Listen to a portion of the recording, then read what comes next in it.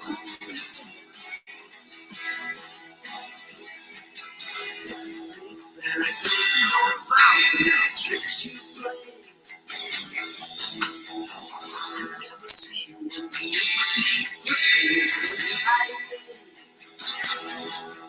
here's a pack.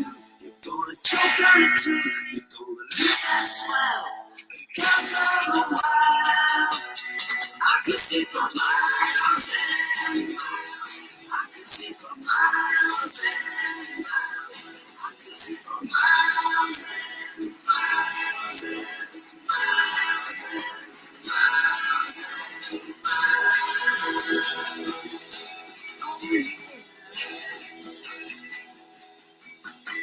You took advantage of my trust in you, and I was so far away. I saw you holding lots of other guys, and now you've got me right to say that you still want me. Well, that's as may be, but you gotta stand trial because of the wild. I can see for miles and miles. I can see for miles and miles. I can see for miles and miles and miles and miles and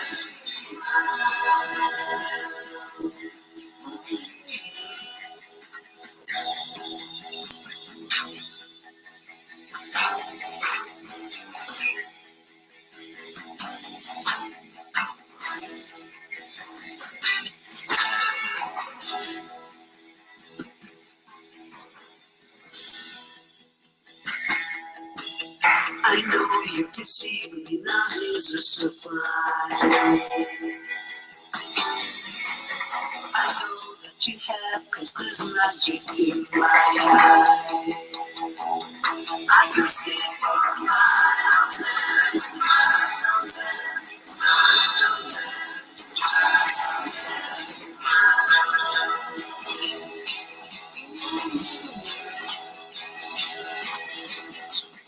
I can tell it's hard to see your face. The crystal ball to see you right through the haze.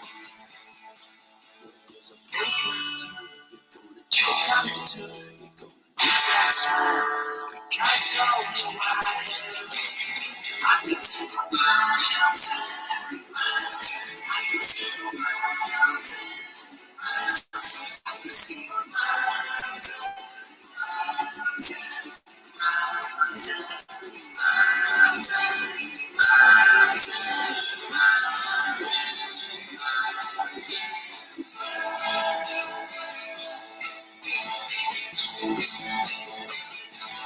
I can see for miles and miles.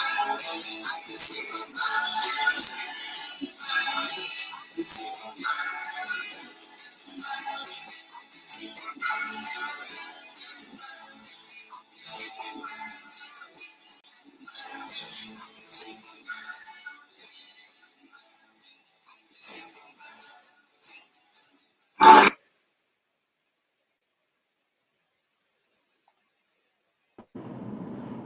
Hello, welcome back to another edition of the Globebusters Euro Tour update.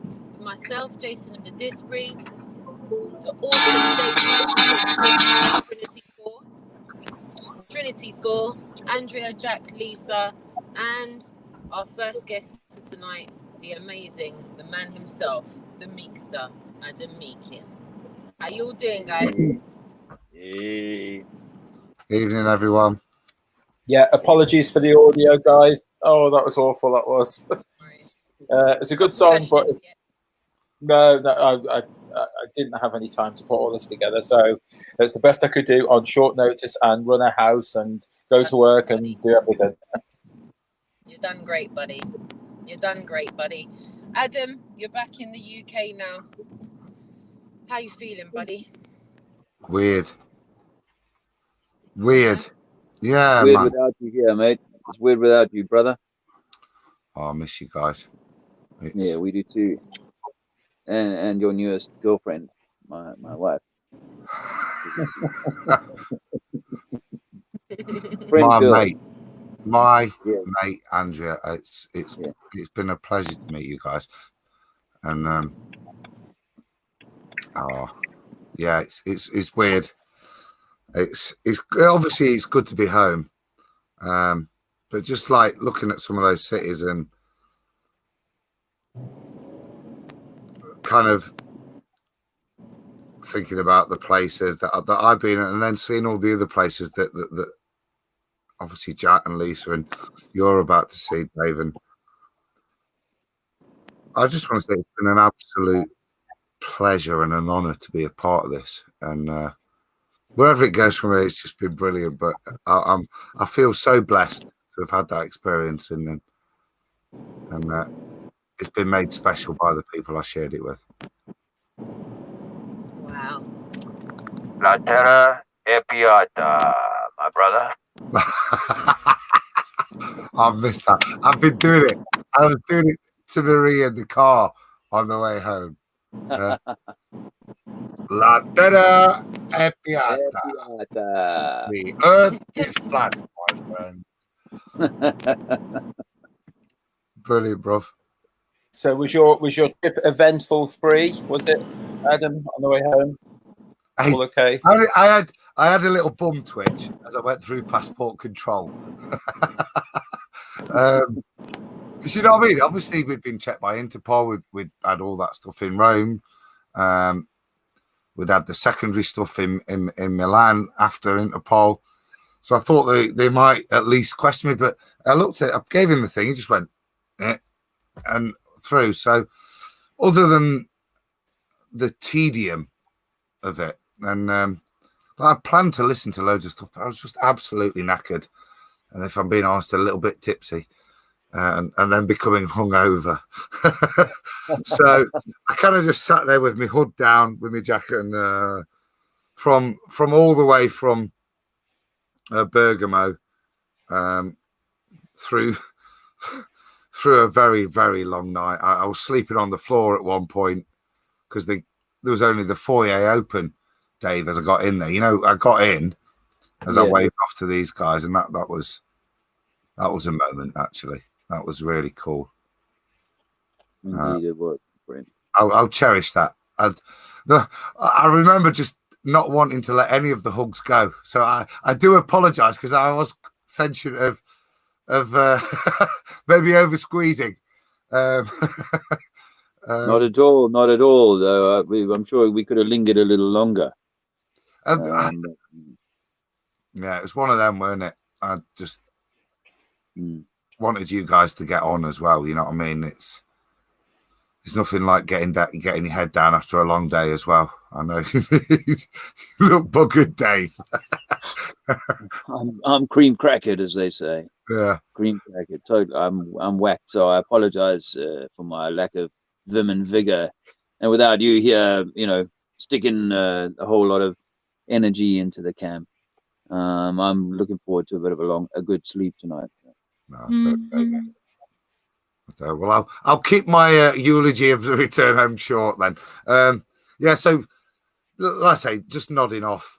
Basically, got the only everything was smooth until you get to Britain, isn't it? And then got on the train. Managed to get to Peterborough perfectly smooth. Rang Marie, said, "Yep, see you in Newark, no problem." Suddenly, we're on the train, and on the train they announced there's been a problem. We've suddenly decided we're not going to stop till Doncaster, missing all my stops out. So I'll ring Marie to say, can you go north and meet me at Doncaster? And then suddenly the train pulls in at Grantham. So I dive off. She turns around on the A1, comes back, picks me up.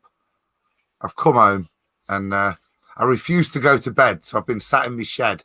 But I was like for a good few hours. Did that. I needed a nap. Showered and had a nice tea. Met up with the family. You know those moments, Dave. You'll know it with you.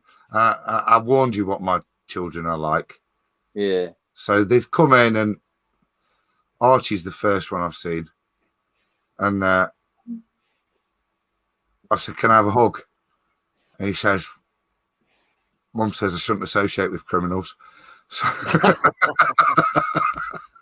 so every teasing. And then Leo just walked around. Criminal. Your bad dad. Yeah. No, but Ray said they've been quite, well, it's quite cool, I suppose, or funny more than anything. I think more hilarious. Watching the takedown, I think, has been quite enjoyable. Watching their dad get body slammed. An international criminal. Yeah, but so yeah, that was it. And then said hello to the guys on Iron Realm, and just been, to be honest, wanting to see how you've got on today, mate. I watched bits of it, skidded through. Looked a quiet day. I like the ingenious idea of going into shops and just smacking. Brilliant. Yeah. No, we had a bit of a strange one today in Liechtenstein. That is one oddity of the system of control. It belonged to some crown prince or something for the last few hundred years, and they've managed to somehow hang on to it. I mean, it's a tiny little patch of land. There's farms in Texas, much bigger than this 25 by 12 kilometer little place in the hills there. And it's one of those places that is like the Swiss, if you know how it is with Switzerland. Everything's super refined, everything's super tidy and orderly and clean and so on. Even the policeman who was told to come and send us off the square, he was so well put together, so tidy, unlike the scruffy ragtag boys that had you by the nuts the other day.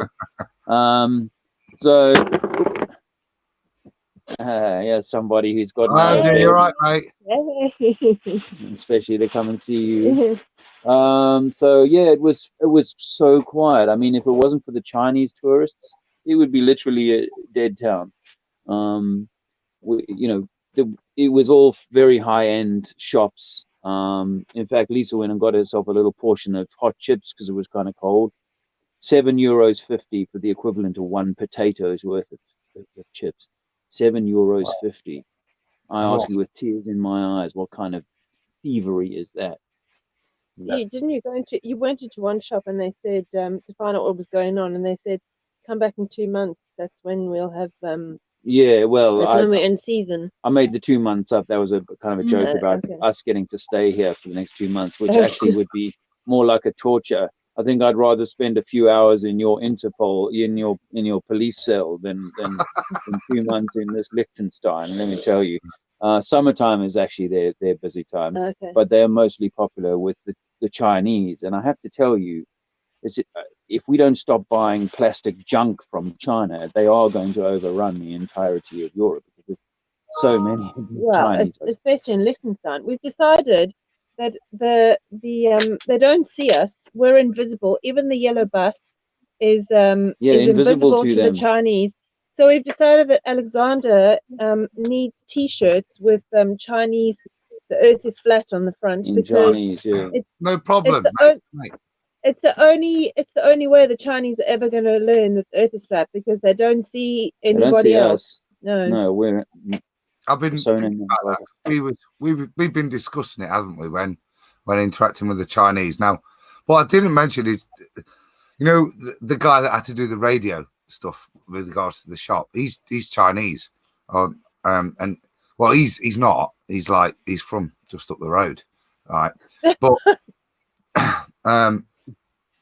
his family's Chinese and his wife's proper Chinese, and they do what I do, going to Italy and back every summer. That they go there.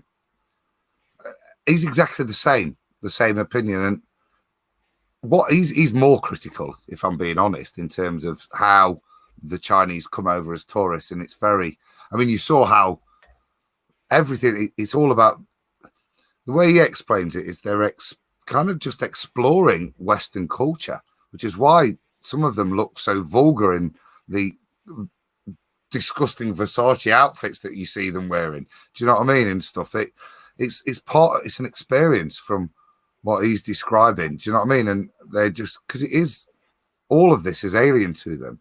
And I think that what we were saying is, how do we impact on them? Because they have no idea they don't want a leaflet from us. They don't know who they are. They're just there to see that, a bit like the Americans arriving in the 80s, the Griswolds, but it's the Chinese version, isn't it? It is a bit like that, but on the positive side of, sorry, I was going to say the point. I know it's long-winded, mate. You? Yeah, I know. You won't believe it, but never. But the point was, I saw you guys today trying, and I think the chat helped, didn't they? Trying to give a little bit of the Chinese for the Earth is flat. So if you're right, maybe what might be better is the Chinese characters. And if you did have something like that, and I'll get it sorted tomorrow for us, nice. so we get that sorted and the correct pronunciation. Yeah, that's important, because we looked it up and it sounds like something like dick bullshit dick. Yeah, I'm sure it's not that, but sounds like dick bullshit dick is the Earth is flat. Yeah. So we probably need to learn how to say it properly. Yeah. Yeah, that'd be nice. But we decided to hit a few of the shops because, well, there was so few people walking through town. We were like in the wrong place. Yeah. I said to the policeman, so how about if we were to set up on the traffic circle, like, because there's more cars moving around that traffic circle. So if we can hit the banners up there. Oh, no. If there's anything that's going to distract the drivers, that's a definite no. So we were able to kind of walk around and hand out flyers, and in the shops, most of the shopkeepers speak English, or the shop assistants. And in the main, they were pretty receptive. I got a few of them on camera thanks to Lisa. But probably the best encounter of the day might have to go to Jack and a 22-year-old waitress that he seduced, that he offered this information to. And he probably had a half-hour conversation. He'll have to talk about that himself. Here he is. Hello, brothers and sisters. Jack's back. Yeah, tell us about your waitress. Yeah, it was nice. Yeah, that you have this one conversation that somehow satisfied you for this day. That it was so that, I just want to grab a cup. First I take the flyers because there's so dead in the square we were. So I decide to take a circle around, take a few leafers out, and I go past to this coffee shop, and I see that it's empty, only one waitress inside, and I decide to grab a coffee. So I get into and I pull up my change, what I have in euros. I was short for 70 cents because the coffee was €4.50. So I'm like, what? I can get a coffee or what? And this waitress was immediately, I saw it. It was very nice, sweet girl. So she offers me. She says, "It's okay, man. You want a coffee with milk?" I say, "Yeah." I will give you the change you need to grab a coffee. I said, "Oh yeah." Wow. So she gives me a coffee. In the meantime, yeah, she was alone. I start to tell some things about the flyer and everything. I offer her. She was so open-minded, 22 years old, only happy, joyful somehow, So we have conversation about half an hour for sure. Yeah. In the end, we exchanged the emails. She grabbed the flyer. She will check it out. She will research. Finally, yeah, I planned the strong seat. I should say. Found it a strong seat. and I was very, very, happy fulfilling. for that. Mm, Yeah, mm. yeah. Yeah, I actually. Did you want to say anything more about? No, that's it. Oh, Because Jack, sorry, I go would on. say that's like even yesterday. Remember in the underground, mate? Like how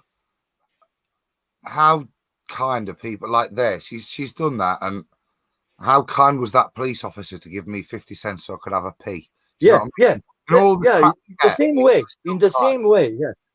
Yeah. How are you, bruv? Anyway, you're all right, mate. Good to see you. I love you too, man. Listen, you pal. Yeah, we miss you. We miss you so much.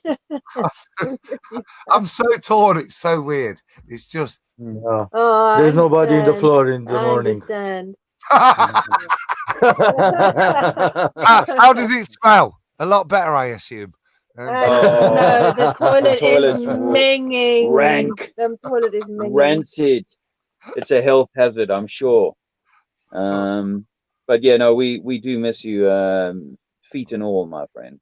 But I wanted just before we moved on from the interactions in the street today, I had a personal victory today. I felt because I had this conversation with a man called Peter, and Peter is a Jehovah Witness, and in all the times that I've been doing activism, whenever I'm out and about in the street, in fact, just if I'm walking down the street and I come across Jehovah's Witnesses, I'm compelled to stop and tell them about how their book talks about a flat and stationary Earth, and generally they're mute. They're a little bit like the Chinese, they don't really want to hear anything outside of their strict dogma. But this man Peter today, probably in his 60s, he was really interested by the end of our conversation, and he said he would remember me. So I just wanted to share that.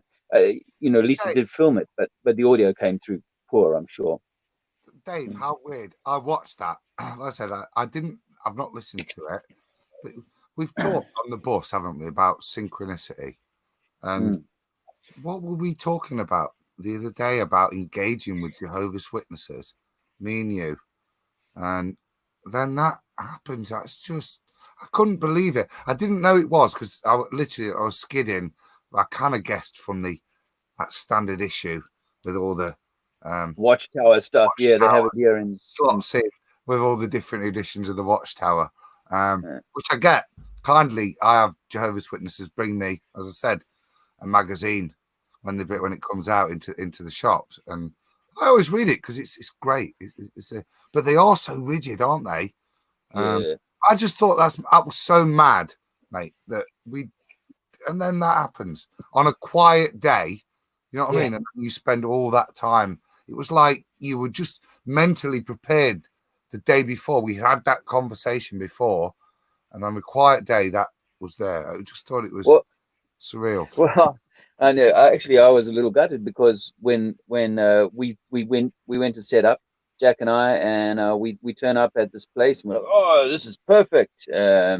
But right next to us is these two ladies, Jehovah's, and so we say, hey, we're going to come and set up here. Oh, do you want us to go away? No, you stay here. And I was back down to the van with Jack to go and get the cannon and everything. And by the time we got back, they were gone. And I was disappointed because I was really ready to give these two ladies a little bit of information. But about half an hour later, these other two lads turned up, and my opportunity came to have a really nice conversation with him as we were packing up. So yeah, it was good. And I know, guys, Dave, as well, as we said, always suited and booted, looking smart, Jehovah's Witnesses, weren't they?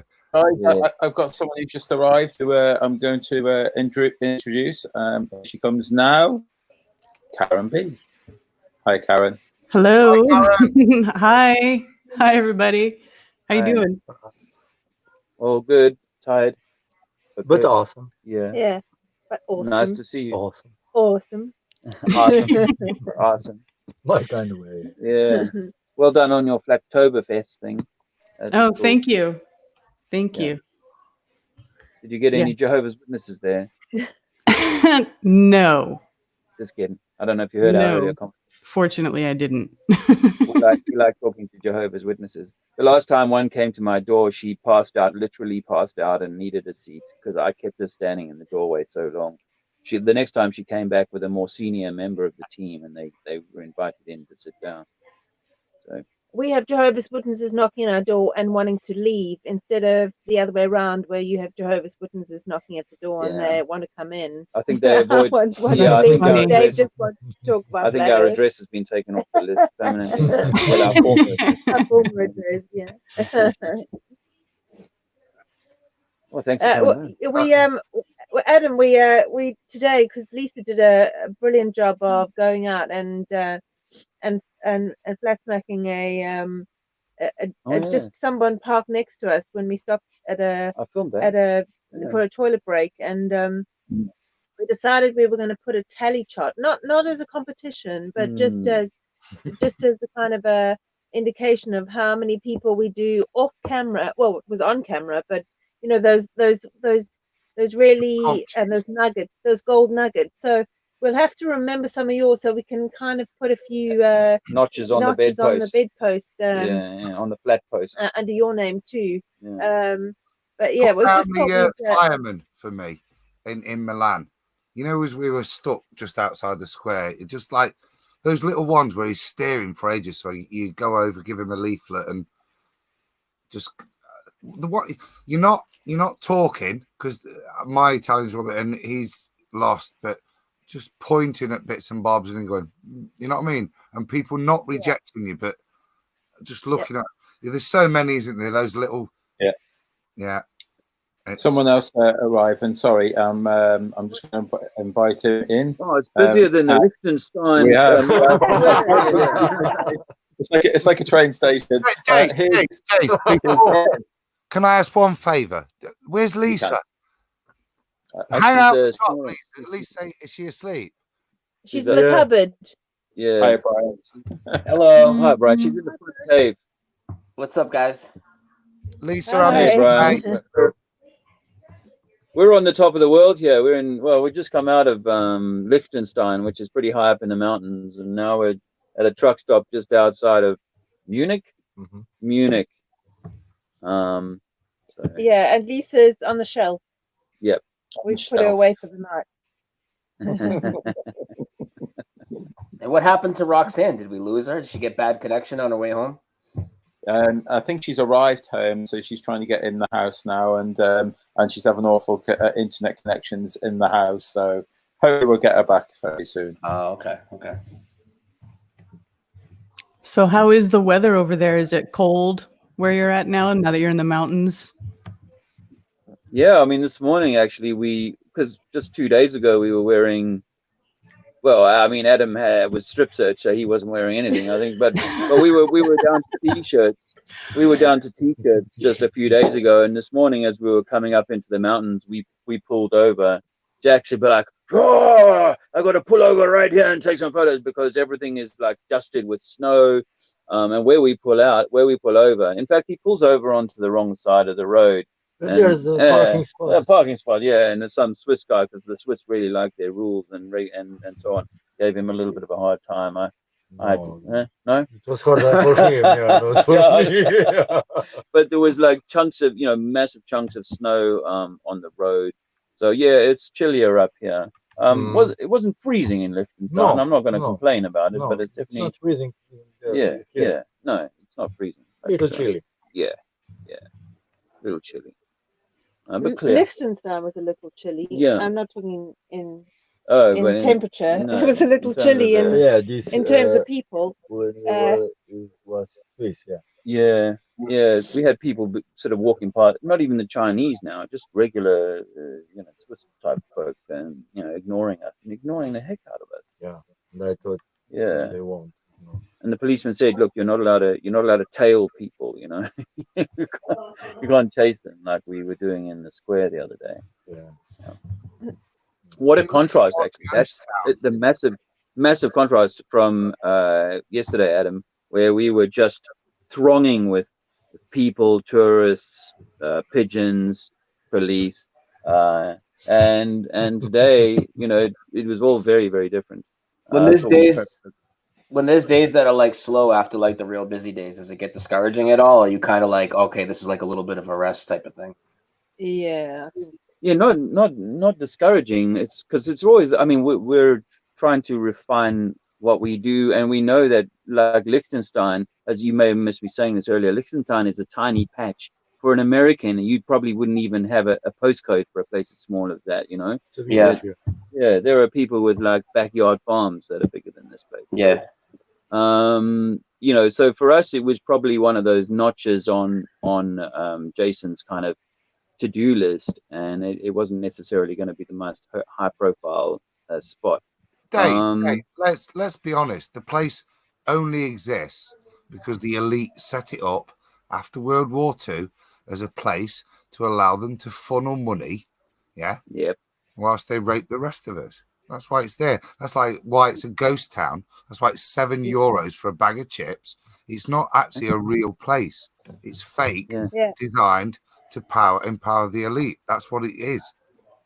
Yeah. Yeah, you can see that by the town that we were in, the center that we're in. The shops are sterile. You know, you don't want to walk in them because you don't want to touch anything. And of course the Chinese will go in there because they just want to be here to shop and not do much else. But there's nothing else to see. I have a feeling that the people that live here possibly live here and then go to Switzerland or wherever to work, because it seemed to get really busy with cars around 5 o'clock.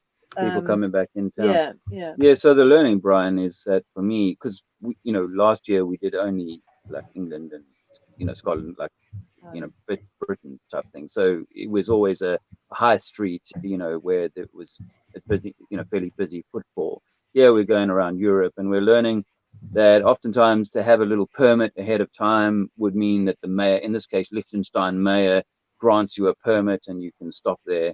But also for a place like this, and this would work in America too, by the way, is sometimes rather than trying to go to the high street, go where like all the banks are.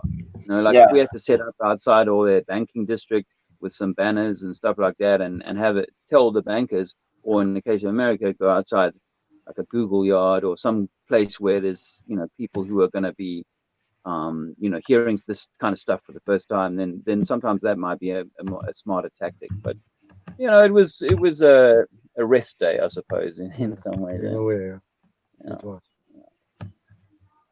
Tomorrow will be crazy again. Someone just said, and I don't know if there's any truth to that. I wonder if I can quickly find that. It just disappeared. The US is said to be 61,459 times bigger than Liechtenstein. Would that be right? Is that right? 61,500 times bigger. Yeah, I reckon New England's 61,000 times bigger than Liechtenstein. It's minuscule. Yeah, it's 12 by 25 Ks. Yeah. So 12 Ks by 25 kilometers, and that's at its broadest. So what's that, 400 square kilometers? Yeah. 200 square miles or something like that? Yeah, it's really tiny. It's minuscule. I think, although it might be a little bit bigger than that other place, San Marino, although that was Yeah. But yeah. And how do they compare? I mean, San Marino, nicer? Would you say it's a nicer country, nicer place? Yeah, I mean, well, this is a very sterile place. I mean, as Adam said, it's kind of being created, so it's all very new. Whereas San Marino had all that kind of ancient, old buildings, old castle. It just a different mix of people. Yeah, and it also had La Terra e Piata, so we could throw that out there. Whereas we didn't really have anything in the local lingo to kind of throw. Or in Chinese. Or Chinese, because you there really were more needed Chinese than anyone else we saw today. To be honest, I thought they were. I was like, they're taking photos of the van. No, they weren't. Not, darling. They were taking a photo of that little castle on the top of the hill, which was just hill. above the van from their perspective.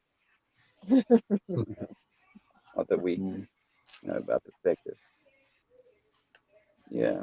Hey, you got a super chat from Kieran Franey for 50 something. I don't know what 50 what, but 50 something euros. Wow. Oh yes. This is I don't know what that is. I don't know what that is. Isn't he Australian? Oh, yeah. Oh, it doesn't. I thought it says ASD, like Australian dollars or something. No. Yeah. Maybe. Sorry, Kieran, if we're being ignorant. Kieran, we should. But thank you very much for it anyway. Thank you very much. I think it is the Australian dollars. It says $8, so whatever $8 is. Aussie dollars. Yeah. Dollars. It goes upside down dollars from down below. Kangaroo money. Yeah. Thank you very much. Yeah. Paul's saying it is as well. Excellent. We've had some fantastic. Actually, I've been struck today. I was thinking about some of the donations that have come in lately, and Dennis, and there was someone who put a 200 note kind of contribution in yesterday as well, and then of course Mark Sargent's been slapped for £1,000 fine. So that's it's massive, and along with the the 5s and the 10s and the 50s, it's just for me being on this side of that is it's humbling, and I just want to reiterate that, because my thoughts are of gratitude and just thanks to those people. Your efforts are.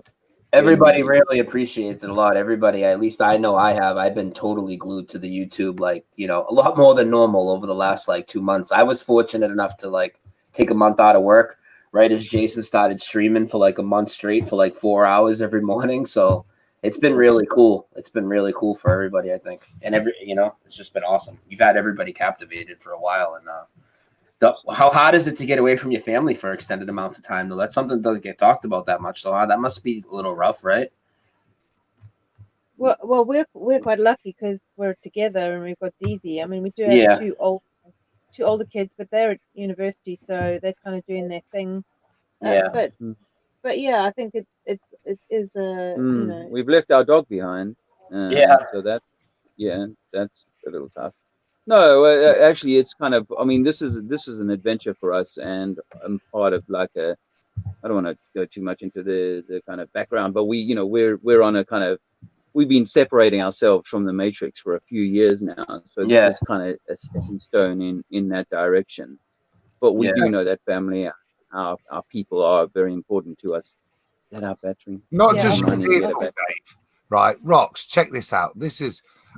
Of all the things you have to think about, Dave and that family living with on the bus, and a minor problem to deal with, constipation of the dog. Yeah.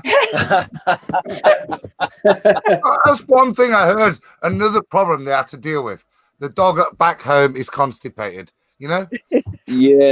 We were up on the farm, working on a farm in Scotland, and the dog got to eat a lot of sheep bones and stuff like that, and she's come back from the farm with a little bit of a blockage in the pipe work.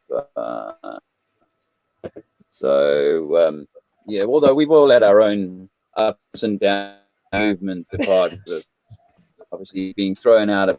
I've even got a whole shall we say, on the forehead. Some people call them pimples, but just because like a little unsettled here on the tour bus, but but it's part of the adventure. Yeah, absolutely. And we've all made loads of sacrifices to take this journey away from the Matrix's all low bollocks, so we're more grateful to be a part of this exciting part of the awakening. And while we're talking about that, I still feel the conversations are getting easier, and the numbers of people that are hearing this and know of this and have questions that once you present them with some of the evidence, they start to go away with that seed planted that will grow into something fantastic over the years ahead. So they're a lot more approachable. They're a lot more people a lot more approachable now than a few years ago, right? Definitely. I mean, we may be the advantage of that because we're foreigners in these countries. So sometimes perhaps people are a little bit more respectful, because like in England, obviously, a speaker's corner.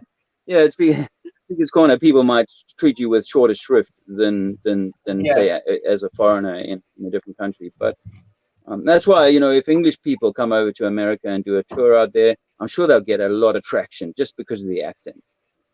Yeah. Well, you know what's cool? Like when we're watching what you guys are doing with the activism and stuff, like it's one thing to sit here and like you make a bunch of videos and you see the view count and stuff, you kind of gauge things, but you don't really see the people's reaction. When you guys are there and you're handing out flyers, like, okay, you could be there shouting things and whatever, but like when they're actually taking the papers from you and they're standing around reading the stuff, you know that like the seed's planted. That's it. You know what I mean? They're interested, or else they just walk away like the rest of them.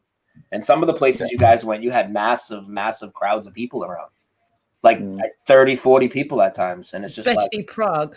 Especially Prague was a big one. Yeah. And even in Pisa, you guys, as they were coming through the archway, they were all walking through. I noticed I think you, Dave, you spotted a guy from far off that spotted you. I think he had like a Calypso looking shirt on. All right. I'm gonna remember. You kind of spotted him. You did, but he kind of saw you coming, and he was like, and he took a leaflet same way. It was like you drew him in. It was like you drew him in. He wasn't walking that way, and he ended up just going that way, being drawn into you guys.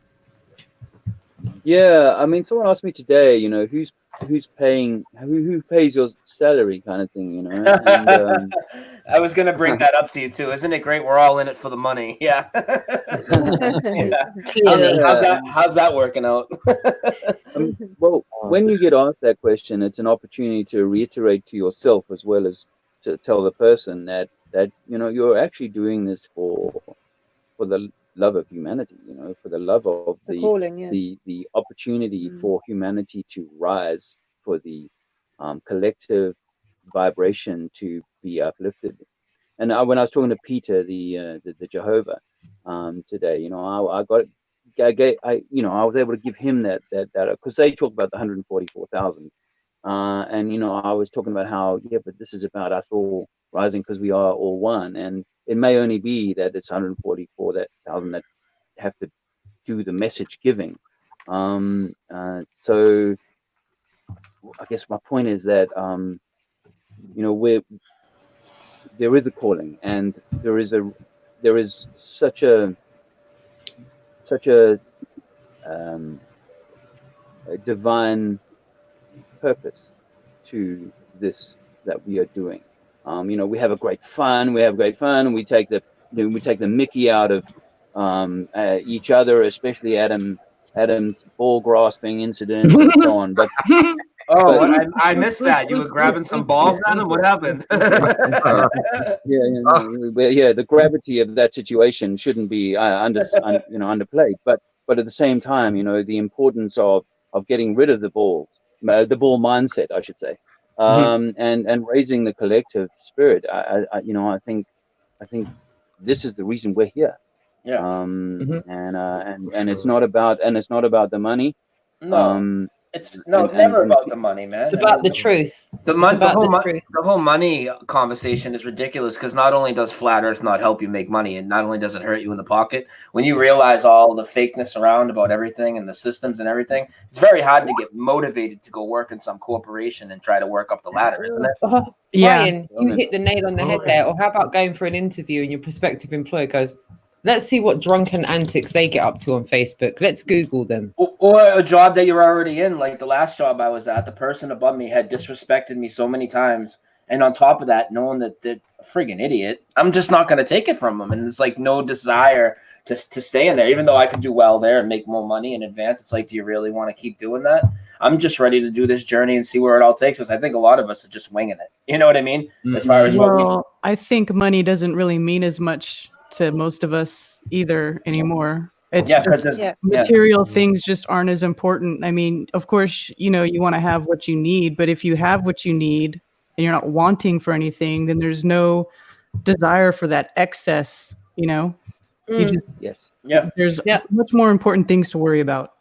I think that's what part of this journey is for Dave and I on the bus, is actually we've left all those attachments behind to kind of do something that we feel is in our heart, and because those things have lost their importance, and it's about it's about our fellow human beings that we're wanting to bring into the fold or connect with, so that we can pass that on. We want to raise we want to get the warriors out there. We want to, you know, empower people so that in time there will be this rising.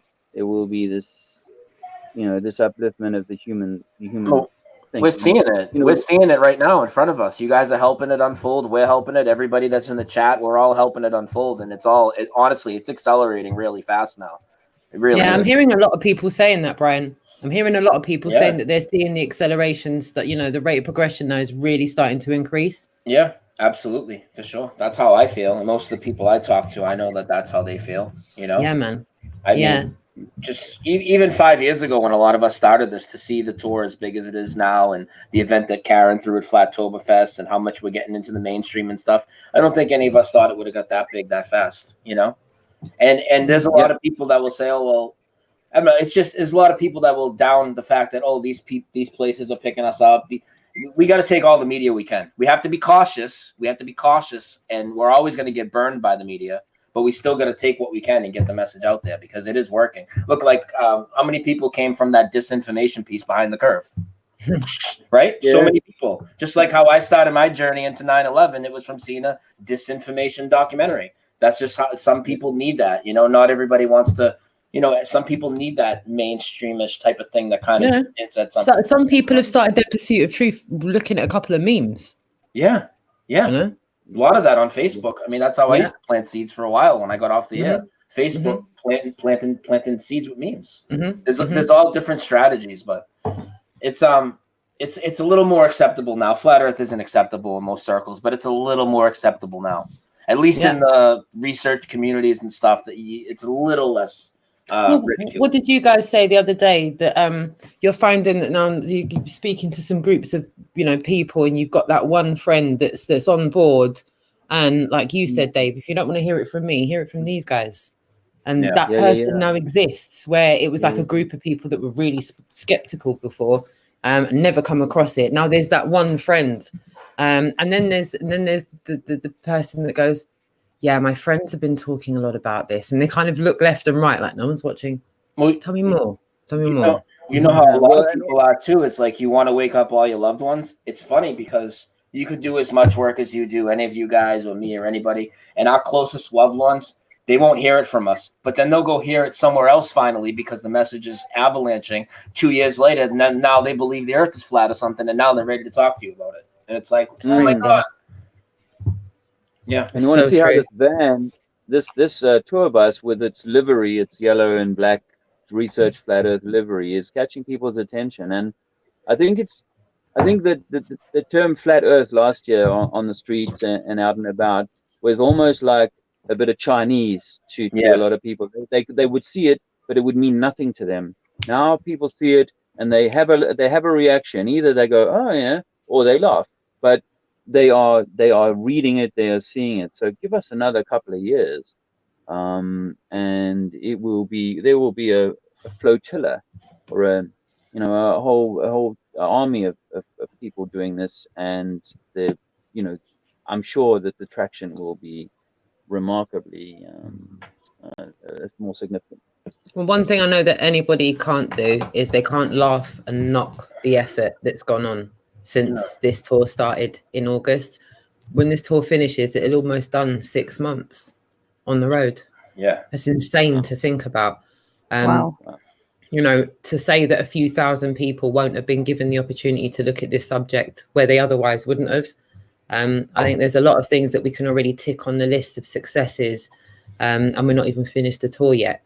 As I've said many times before, by the time this tour is finished, 25,000 leaflets alone will have been handed out. And that's needless to say of the tens of thousands of people that will have come across the banners, taken pictures of the QR codes, looked at the camper van, got cards of the app, got cards of various pieces of information, meaningful interactions, overheard meaningful interactions, and have really seen that this is not just some fad on the internet with a load of nut jobs running around throwing pizza dishes all over the place. I think one of the most profound things to come out of this is that a lot of people have had conversations about what we don't believe.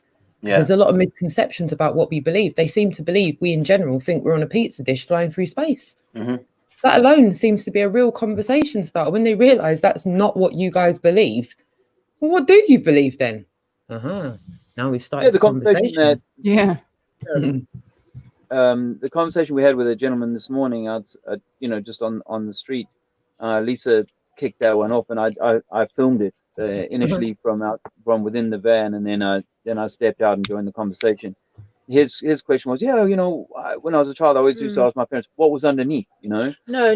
When I saw the map at school, what was on the other side?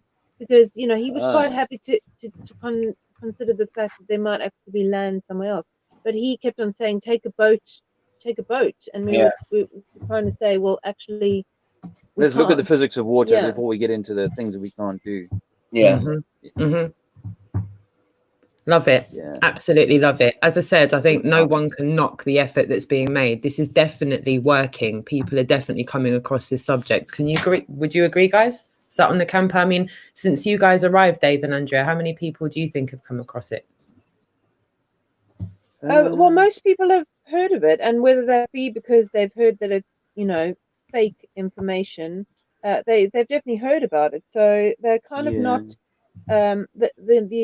the laughing factor is kind of not there anymore because they've heard about it. I mean, Jack's been on for 2.5 months. He's probably seen, you've probably seen more than we have in the last 5 days. I mean, yeah, I don't count them. It's so many.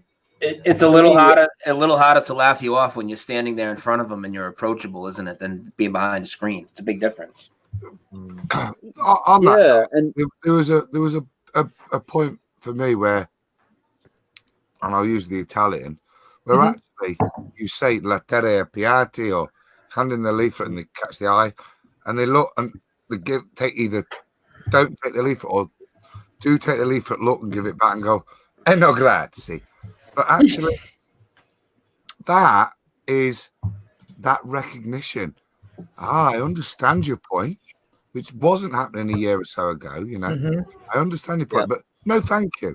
And that was lovely. And I'd just say, "E prego," or "grazie" back, because that's lovely to know that the message is already at that level. I think is fantastic for me, and it wasn't a discouragement. Those reactions, they were a positive thing. Yeah. Whereas a few years ago, you would have got a volatile response to even the term flat Earth, right? Is that what you mean?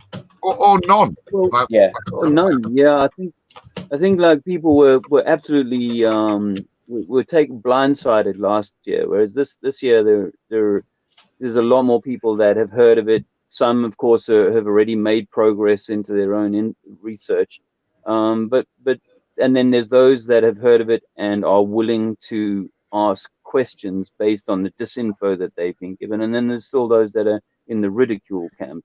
But you know, I've been out on the street a fair bit before I came out on tour in England, so for me this kind of mirrors that you know, I've got that general sense that the trend is towards more information, albeit some of it, you know, disinformation. But you know, flat Earth is absolutely on the map, and we just need to keep pushing, keep doing the things that we're doing, you know, and these are awareness raising campaigns, and you know, the online community is absolutely valuable, because you see what happens is, you know, people will come and take a photo of something, especially like if I do a little bit of my street art. Okay, you can't call it art, but just, you know, writing flat Earth and stuff like that on bollards outside of the Leaning Tower of Pisa area.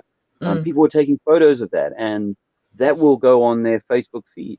And for me, some of the best people to kind of drop this information on are the people that are mocking it, because they're the first people that are gonna put it on their Facebook feed. Whereas if you've already kind of gone, shit, maybe it's true, you don't really want to talk about it anymore. You go, oh no, I'm not going to say anything about flat Earth. But while you're in the mockery department, you're more than happy to put flat Earth kind of memes out there and so on, and enough people, the right people, will then get to hear about this. So I keep encouraging people to grab a bit of chalk or as I suggested today, take some flyers down to a football game or something like that and put them on cars. Because the more people are sort of having a laugh over a beer or putting this on their Facebook feed, the more the message is being spread, willingly or otherwise.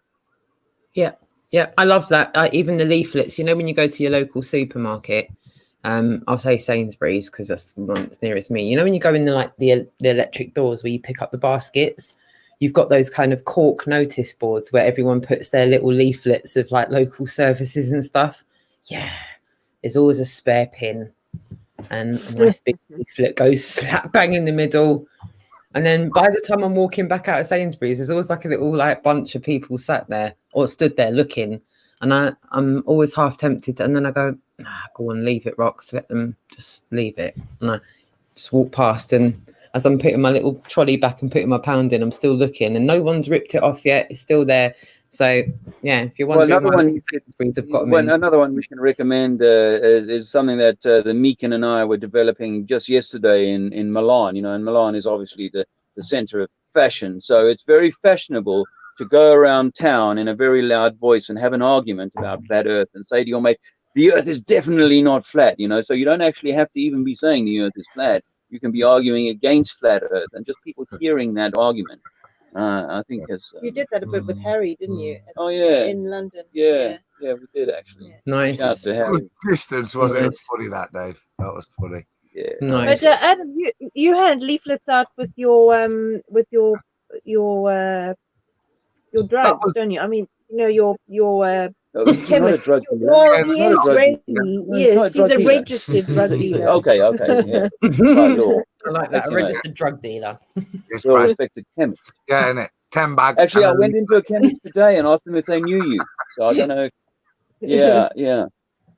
That was my sweet ending of my trip today. I sent Jason a picture from Grantham Station. I'd gone outside waiting for Maria, and I didn't want to take the picture of the other one, Jason, because I'd gone to get a coffee in the coffee shop, and in front of the till, so the lady couldn't see, I placed one of those research flat Earth cards, pushed in the wood there, and then I went out to the side to the smoking area and just wedged another one on top of the ashtray and watched the bloke go to put his fag out and obviously read it. So that was my final little bit of flat smacking from my trip. It's been fun. Guys. Have any of you guys got any messages or comments from people like, hey, I saw you a week ago, you gave me a flyer, I found your YouTube channel, I've been watching. Anybody get that yet? It might take a while. That might take a few months before you get that type of message, but just wondering if anybody. Yeah, I mean, we were talking about that today, I think, about how nice it will be to have people come and go, yeah, people came to my town, and then the message got to me, and then I worked it out, and so on. That's something that I can't say I've had much reward on. I've had a few people come to me in Speaker's Corner and say, hey, I've got it now. And I've turned a few people on in Speaker's Corner who now will talk about it themselves. So that's for sure. But we were in a tiny little town, seaside town, the other day in Italy, and I walked down the street and did a bit of chalk work, and then I got to the square and wrote La Terra è piatta in the square, and this Italian dude starts talking to me. He's like, you know, the police will get in a lot of trouble for doing this, eh? And we had a 10-minute conversation that ended up reflecting how fearful some people are, and he could only be 35-year-old guy, something like that, and he's absolutely fearful of the system of control. And I think he wrote me a message because I wrote Trinity 4. He said, "Oh, you know, we're on YouTube." So I actually wrote it in chalk on the road, and I got a message on that video from a guy saying, "Can you please tell the guy who made this video to take it down?" So that's not a great success for me, I'm afraid. But yeah, he was talking about all the revolutionists have been killed. Yeah, basically insinuating you're gonna have your, you're gonna we're gonna be killed. So, for doing what we're doing. Yeah. And is there anything you guys would change differently for next year as far as like trying to get permits and stuff in order, or is there really nothing you can do with the troubles you ran into? It's just kind of gonna happen. Are you taking the piss?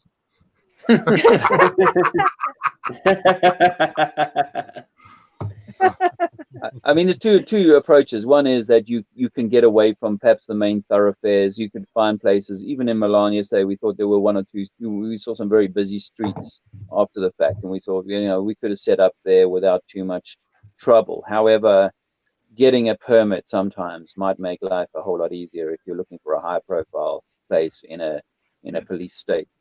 So. Yeah, I think what we're doing right now is we're getting the groundwork put in, we're getting the blueprint and groundwork put in, because I think just from the conversations I've had behind the scenes, I think if you watch the next 18 months, I think the next rollout across Europe will be an official one. It will be an official awareness campaign where we'll be official. We'll get permits. We'll get there's scope for a lot more that can be done without becoming an organization. I don't like the word organization. It's a naff word. I think you get a lot more done when you kind of just blag it, and I mean, what I mean by that is, if I went up to a policeman and asked in Leicester Square, say, if I went up to a policeman in Leicester Square and said, "Can I put my banners up?" I know what the answer will be. It will be right, no. Of course you can't put your banners up right in the middle of a busy tourist place like Leicester Square. And yet we did it. We did it successfully. It was a fantastic effort by about 20 of us. And I just think that sometimes but when we do look at some of the organizations that we've seen when we've been in, I hate that word, sorry, I have to keep saying it like that because it just sounds naff. When we look at some of the towns that we went to, especially in the UK, do you remember the one that Trav came out to? Flat Earth Trav. Shout out to Flat Earth Trav. You remember the red van that we see? And do you remember when we were in Portsmouth? There's even in Liverpool, right? There was people with permits that were allowed vehicles in pedestrianised areas. They were allowed gazebos, canopies, tables, you name it. So I think there is definitely, I think it's just about the way that we navigate it so that we can negate any, I think if we do, it's about damage control from the offset, because as we all know, there aren't any leaders, there's no hierarchy. So it would have to be something that was completely grassroots and built up from us, the people. And I think we will make, I think, like I said, this is a good blueprint, a good foundation for what's to come. And I think given that we are blagging most of this, not doing too bad. No one's behind bars yet. Whoa. One kidnapping. One kidnapping in about 200, activism days. Only one. It's not bad. It's not bad. It's not bad stats. Okay. Guys, there's a point there, and I think you've got to kind of decide, like Jason said, you can get to a place and you can certainly get the banners up. And if you want a photo opportunity to have the banners up in front of whatever monument, you can certainly achieve that. That's doable. If you want to have a good day's activism in a place, I think finally in Milan, Dave mastered, they've dropped, but Dave kind of mastered the way of a place like that, which was to just get out there with your little camera, discreetly handing the leaflets out in such touristy spots. The other thing I think we've learned for this year is if we do want to do it, whilst the states are very officious, there are pathways in to these tourist places. And I mean, with more planning for next year and the years after, we can maybe have that double impact that we want without having to have your testicles grabbed, slammed to the ground and nicked for a bit as you just ask for your civil rights to be maintained. Good point. Well said. I agree. I'm all for approaching authorities and councils. I'm all for that. But if we don't, then so what? Let's just get on with it. You blagger, Jason. Such a blagger. Because what people don't see, behind you secretly just want to carry on blagging it, don't you? Well, all it is, I think I've actually been approached by so many security and police off camera, and and I've got away with it. It's just obviously it's easier in the UK. Because we've why is it easier for you? Because what's the difference? because we know our rights a little bit more, and we can, the language barrier, and so. Yeah, they have to drag us away and handcuff us, because we know that we're allowed to. They can't stop us. Yeah. Yeah, even at Speaker's Corner, if we try to do what we do at Speaker's Corner on any other given day of the week, the laws are completely different. The bylaws right where we stand are completely different. That's why you don't get a congregation of people stood there on Saturday, Friday, Thursday, Wednesday or Monday. It's only ever Sundays that the laws are relaxed, and you've got the Druid police there.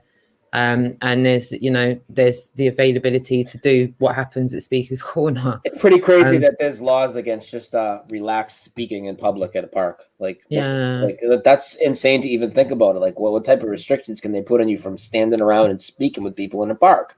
Like, that's crazy. Yeah.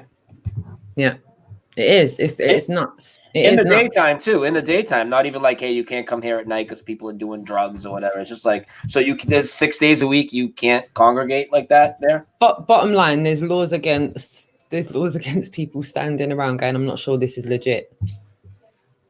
That's where we are. Yeah, that is where we are. Nora had something to say as well.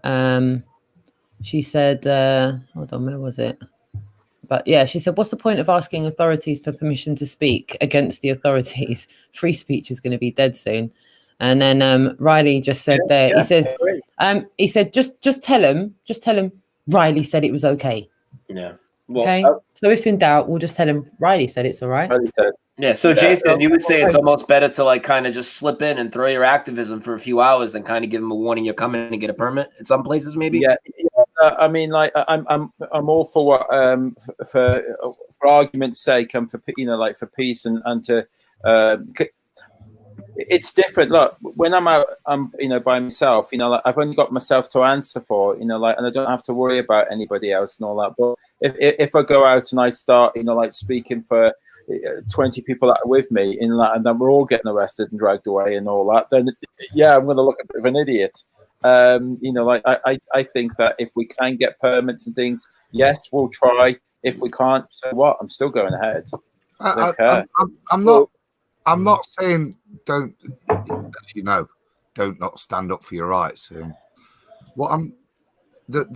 The point of, I think what me and Dave, you're back, brilliant. Yeah. Got to in Milan was, how do we want to spend our day? Do we want to spend it engaging with people? Okay. Dave, you see it on Milan stuff. Lisa's gone down into the subway with Jack to set up the banners and everything. And there was a point where, you know what, we've only got a bit left together. And I want to spend it spreading good stuff. And whilst we get to give a full slideshow to Interpol, it was fucking wicked, mate. He went through all my accelerometer data and vector stuff. It was brilliant. Whilst I was getting my passport checked, but the reality was Dave had the best engagements up there with multiple people really affecting stuff and had a much more positive impact. And it's, for me, you've got to decide how you want to spend your day. I don't think there's one or the other, but I think if you do go to more antagonistic points from an officialdom's point of view, then you've got to accept that a large portion of your day is going to be spent bartering with these people. Yeah. Doesn't mean you lose, because you can stay somewhere sometimes, like we did, or like the police helped us in Venice. They said, go to this square, you'll have a great place, you won't get bothered, etc. And San Marino, we didn't get bothered at all. So there's wins and losers, but you've got to play that gamble. And I suppose if you rock up like we did at the Leaning Tower of Pisa, we just said, we know we can't set these banners up here. How can you help us? And we went down, and literally, you saw through the arches, there was the tower. Everybody was coming in and out. Dave's chalked on that area. You've got to play it locally, and you've got to do your best. And whilst, as Nora says, you can't ask permission. There was a great thing Issa was saying, apologize after the event is a great thing. Yeah, it's better to ask for forgiveness than to ask for permission. Yeah. You can't ask for, if you're asking to set up in a tourist area where permits are required everywhere, then you're only going to get a Photoshop. Is my only reality. Milan was a good deal with reality as well. Milan was a good example of how you don't have to be with the big banners. You don't have to be with a megaphone. You can just be up close to people, walking down a busy street, holding a flyer, saying to them, saying as you go, Earth is flat, whatever, or La Terra è piatta, wherever, whatever language is appropriate. And you can just have conversations with those people whom you make some kind of attraction. So well, you've seen that in Speaker's Corner, haven't you? When you've gone on your own, you've had no banners, a bit of chalk and you've managed to and a have flyer some in the hand. You need something. You do need something. I mean, obviously I've also thought, oh well, if we could just hold a single banner up ourselves, just hold it up, that would attract people's attention. But you don't even need that. You just need to go and buy an expensive coffee like Jack did today. And then get a conversation going, and so it doesn't need permits, and when we could definitely go pretty much wherever we wanted to, so long as we didn't draw any attention. So yeah, Milan, I was fleet-footed. I kept moving around the square so the police didn't spot me. And as Adam says, it was I had some of my best interactions of my Italian tour. So. Having said that, guys, though, Jack had a great one because he was telling me about when he starts flat smacking the Interpol guy, and he says the best thing is when the Interpol guy grabs one of the Italian officers and goes, "Come here and have a look at this." You know what I mean? And so they're all, but sometimes you don't get those moments with officialdom, so it is weighing up, I think, how best to expend your energies and based it on a particular place. We were in Bergamo in that market square, and we could have got that sign up, and I think worked with official and had a great day. But I think sometimes. So here's a thought for you, Adam. Here's a thought for you, mate. What if did we lose them again? No, you're good. You're just sideways, but you're good. The phone's dying. Oh no, we can still hear you guys. We hear you. We see you. We hear you. Sideways. Yeah, no, it's all right. Their battery might have just gone. While we're here, I'm gonna read out. It says, question for panel. We've got a question from Sleeping Warrior. He says, would this be outright banned if it was religious by its nature? Imagine Islam or Christianity, straight up ban, right? Would it? It's a good question. It might be easier. It might be easier to suppress if it had that so strongly attached to it. I think, but I mean, we're getting suppressed anyways, so I don't really think it really matters too much. Yeah, but would it be outright banned? Beyond suppression, would it be outright banned?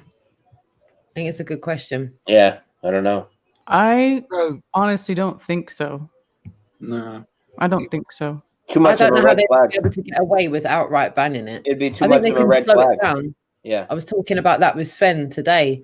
I think they can get away with, to a certain extent, slowing us down a bit, but I don't think they're going to be able to stop what is going on because it's the truth. And I feel like you can, if I was to define the force of nature, I could use the truth as an example. Could I not? Could I describe the truth as a force of nature? Could we? Yeah, I think so. Yeah. So if the truth can be a force of nature, once it's started, there's no stopping it. You might be able to slow it down with sandbags here and there and everywhere, but I don't think once it's started, it's going to be stopped. So is that what Riley's saying, Rox? Is he not saying, would this be outright banned if it was religious by its nature? By nature. I think part of the paradigm we're in, and it's part of the FE core thing, there's that tax relief thing by falling back into that. And you may gain an additional aspect of having your speech supported by freedom of religious expression. But one of the important things on the tour for me was to express to some new people, this isn't religious. And for me, I wouldn't want to stand there and use that fallback and compromise what this is about. This is not religious. It's no matter what religion you are, you can be a flat earther. You don't need to be religious to see what's observably in front of you and what we can test and measure. And that's when it gets cloudy, once you, whether you're religious or not to insult anybody's religion, but once you back it by your religious beliefs, well, if you present that to people that don't agree with your religious beliefs, you just lost them, right? Yeah. Mm-hmm. Shout out to the chat room as well. Everyone in the chat room is going, I just saw a mini Karen. Wow. Hello. There's a mini Karen. Mini me. There was a mini me Karen there for a brief moment. Definitely a mini me. Yeah, you're not tripping, chat room. I don't know if they're like, sorry, what did I just, was it a glitch? That was cool. I was just talking to my past self. I love it. I'm going to switch gears for a brief moment. We've lost the camper van for now, and it says device not connected. It looks like they need to connect their mic and cam. Yeah, they're trying to. So I'm going to keep an eye out for that. But if we can, I'm going to switch gears because today was somewhat of an ordeal. I was quite late home because of it. I started the hangout in my car because of the ordeal. Sven is really not supposed to be sitting where he is right now. He's actually supposed to be on the camper van with the crew. And I left my house late morning to make sure that that was the case and picked him up on time. And I'll let Sven take it from there. Hello, Sven, darling. You all right? How's camper life treating you? I'm kind of confused because everybody here speaks English. I'll be back in 1 second. No worries, darling. Yes, so Sven's supposed to be with the guys tonight on the camper van. And I'm hoping I can add them. Hold on. Yeah, Jace. Yeah, okay. I'm going to see you later, Jace. In a minute, Jace. Camper van. Lovely. So Sven is in the wrong room. He's supposed to be sat there with you, Dave, and you, Jack, and Lisa and Andrea. But unfortunately, he's not. I was late home, as I was just saying to the chat room, because of it. We spent all day together and got nowhere. Well, we did go somewhere. We went to Gatwick. It was fun. We did a road trip. We had a coffee and then did a U-turn. Went back to Bournemouth. So it was a good road trip to Bournemouth. But from there on in, I'll let Sven take it from there because it was an ordeal, to say the least. It was an ordeal. Yeah, I mean, we can all be accused of being paranoid or whatever, but today was a bit strange because, excuse me, Roxanne picked me up as planned. We took our time on the road as planned. We gave ourselves plenty of time, and it all started a bit strange. Yeah, and it all started a bit strangely when we got to Gatwick Airport because we pulled up and got out the car, took the case out the back of the car. Quick hug, say goodbye, see you when I get to Germany, see you in the show tonight, and all that sort of stuff. I was raring to go. I had everything on me, passport, boarding cards, the lot. And then I'm making my way up the gangway into the airport. 5 yards, Sven. 5 yards away. You were 5 yards away from me. You literally stepped into the matrix 5 yards away from me. Yeah, it was very, very strange because I walked up the gangway. I've never, ever done this before in my life, ever, because I'm an ultra careful person. I sort of, it's part of my job at the football ground. One of my things I have to do is look out for unattended packages and that sort of thing. And I forgot my suitcase. I left it just next to Roxanne's car. And if she would have driven off, I'd have lost my suitcase. And it was very odd. And Roxanne called me and I turned around and I realized my suitcase was stood there. So I went back down, walking against the flow of this thing that's taking you up into the terminal. So I was walking twice as fast just to make up ground to get down, got the suitcase, and then went back up. And I went back up this gangway, and there were two ladies in front of me, and this one woman, she was laughing to her friend, and she just looked at me and she said, did you just forget your case? And I said, yeah, I've never done that before. It's very bizarre. And they both just laughed, and I thought that was bizarre as well. And then I go into the North Terminal of Gatwick Airport, and I go into this big hall, and in front of me are little groups of 3 people wearing yellow high-vises, obviously nothing to do, and all these automated gates where you scan your ticket, you put your case on, and it gets wheeled in, and then you just wait to enter. And the guy scanned my ticket, and he sent me to an information desk right at the other end of the the hall that I was in, the terminal, and instead of radioing ahead to them to say, look, this guy's got priority because he's got about 35 minutes till his plane leaves, he lets me walk over there, and I go over there, and the lady just calmly, after waiting in queue for 10 minutes, she said, you're late. The next flight is 6:20 tomorrow morning. And so I sort of looked at it and I said, yeah, but, you know, it says on here 5:25 is deadline to get here. And she said, yeah, but we normally add 10 minutes onto that. So it's actually 40 minutes or something like that. So you're late. And I said, well, I've got 35 minutes. The plane is still there. You can let me through. I've worked in an airport. Of course it's possible. I've caught planes before now that are 10 minutes away from departing. You know, it happens all the time. You know, there's something called traffic in London. It's a rather large town. And I made this clear to her with a big dollop of sarcasm as well. She didn't really get it. She was proper robotic. I felt like flicking her in the cheek just to see if she was, it was very strange. Real. It was quite bizarre. To see if she was real. It was like to squeeze her or poke her and, you know, see. Yeah, and it was really weird. And then I just felt calm suddenly. And I phoned Roxanne, and Roxanne luckily wasn't, well, I don't know how far away you were from the airport. You were gone by then for about 5-10 minutes. And that was that. But it was very strange because when I went back down and accepted my fate, so to speak, of missing the flight, there would have been another option, but it would have been £100 surcharge, blah, blah, blah. But for next day. I walk out the door and suddenly there's downstairs where Roxanne dropped me off. There was a police car across the road that was already there with two chaps. But then to the right of me, under like where cars are parked, there was another police car that wasn't there earlier when Roxanne dropped me off. And I did a 2-minute film that's on the Discord. I put it under the Globe Live vlog. And I'm stood there, and the whole time they're watching me. The whole time I'm thinking, what's going on here? You know, why aren't I getting a plane that I should have got? Because we weren't late. I was not allowed on it. This is the thing. That's the bizarre thing. There's nothing on my boarding card that said 40 minutes. They created the lateness by sending him to the complete other end of the concourse, made him wait in the queue, and then said, go back. And then by the time he went back, they were like, you're late now.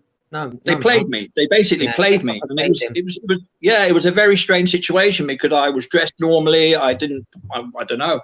I wasn't drunk. I wasn't disorderly, nothing. I was conversing with him very normally. I shared my location with Jason the entire time. Jason knew where I was the entire time. We'd allowed for traffic and everything. There was never at any point I was going, oh, do you think you're going to miss the flight, Sven? None of that. And there was never any time that Jason chimed in to say, do you want to get a move on or anything like that? You know, everything was running smooth until he went to walk away from the car. And then it all just, Z proxy. It was like Black Mirror. It was weird. It was really strange, And the funny thing was, it wasn't even busy. Looking at him as if they look at us any longer and we'll come over and ask you what you're doing, mate. And I just thought, what is going on here? Get in the car, Sven. We're going. Let's get out of it. And it was weird. And on my video, on that 2-minute video, you can see me. I keep turning around all the time because they're moving. They're shuffling about next to me. I can see them in front of me and I can hear them behind me as well. And I stood there thinking, where's Roxanne? You know, someone beam me away from here. I just had to get out of it. It was I'm really not a celebrity, but get me out of it. I'm not a celebrity, but get me out of it. Yeah. I know it sounds like we're being a little bit paranoid, but it really was one of those. Well, no. It was a weird situation. I think Andrea's Roxanne, I need to say something here. You know, I know not everybody is on the same page with this, but you know, astrologically, we're in Mercury retrograde at the moment. Mm-hmm.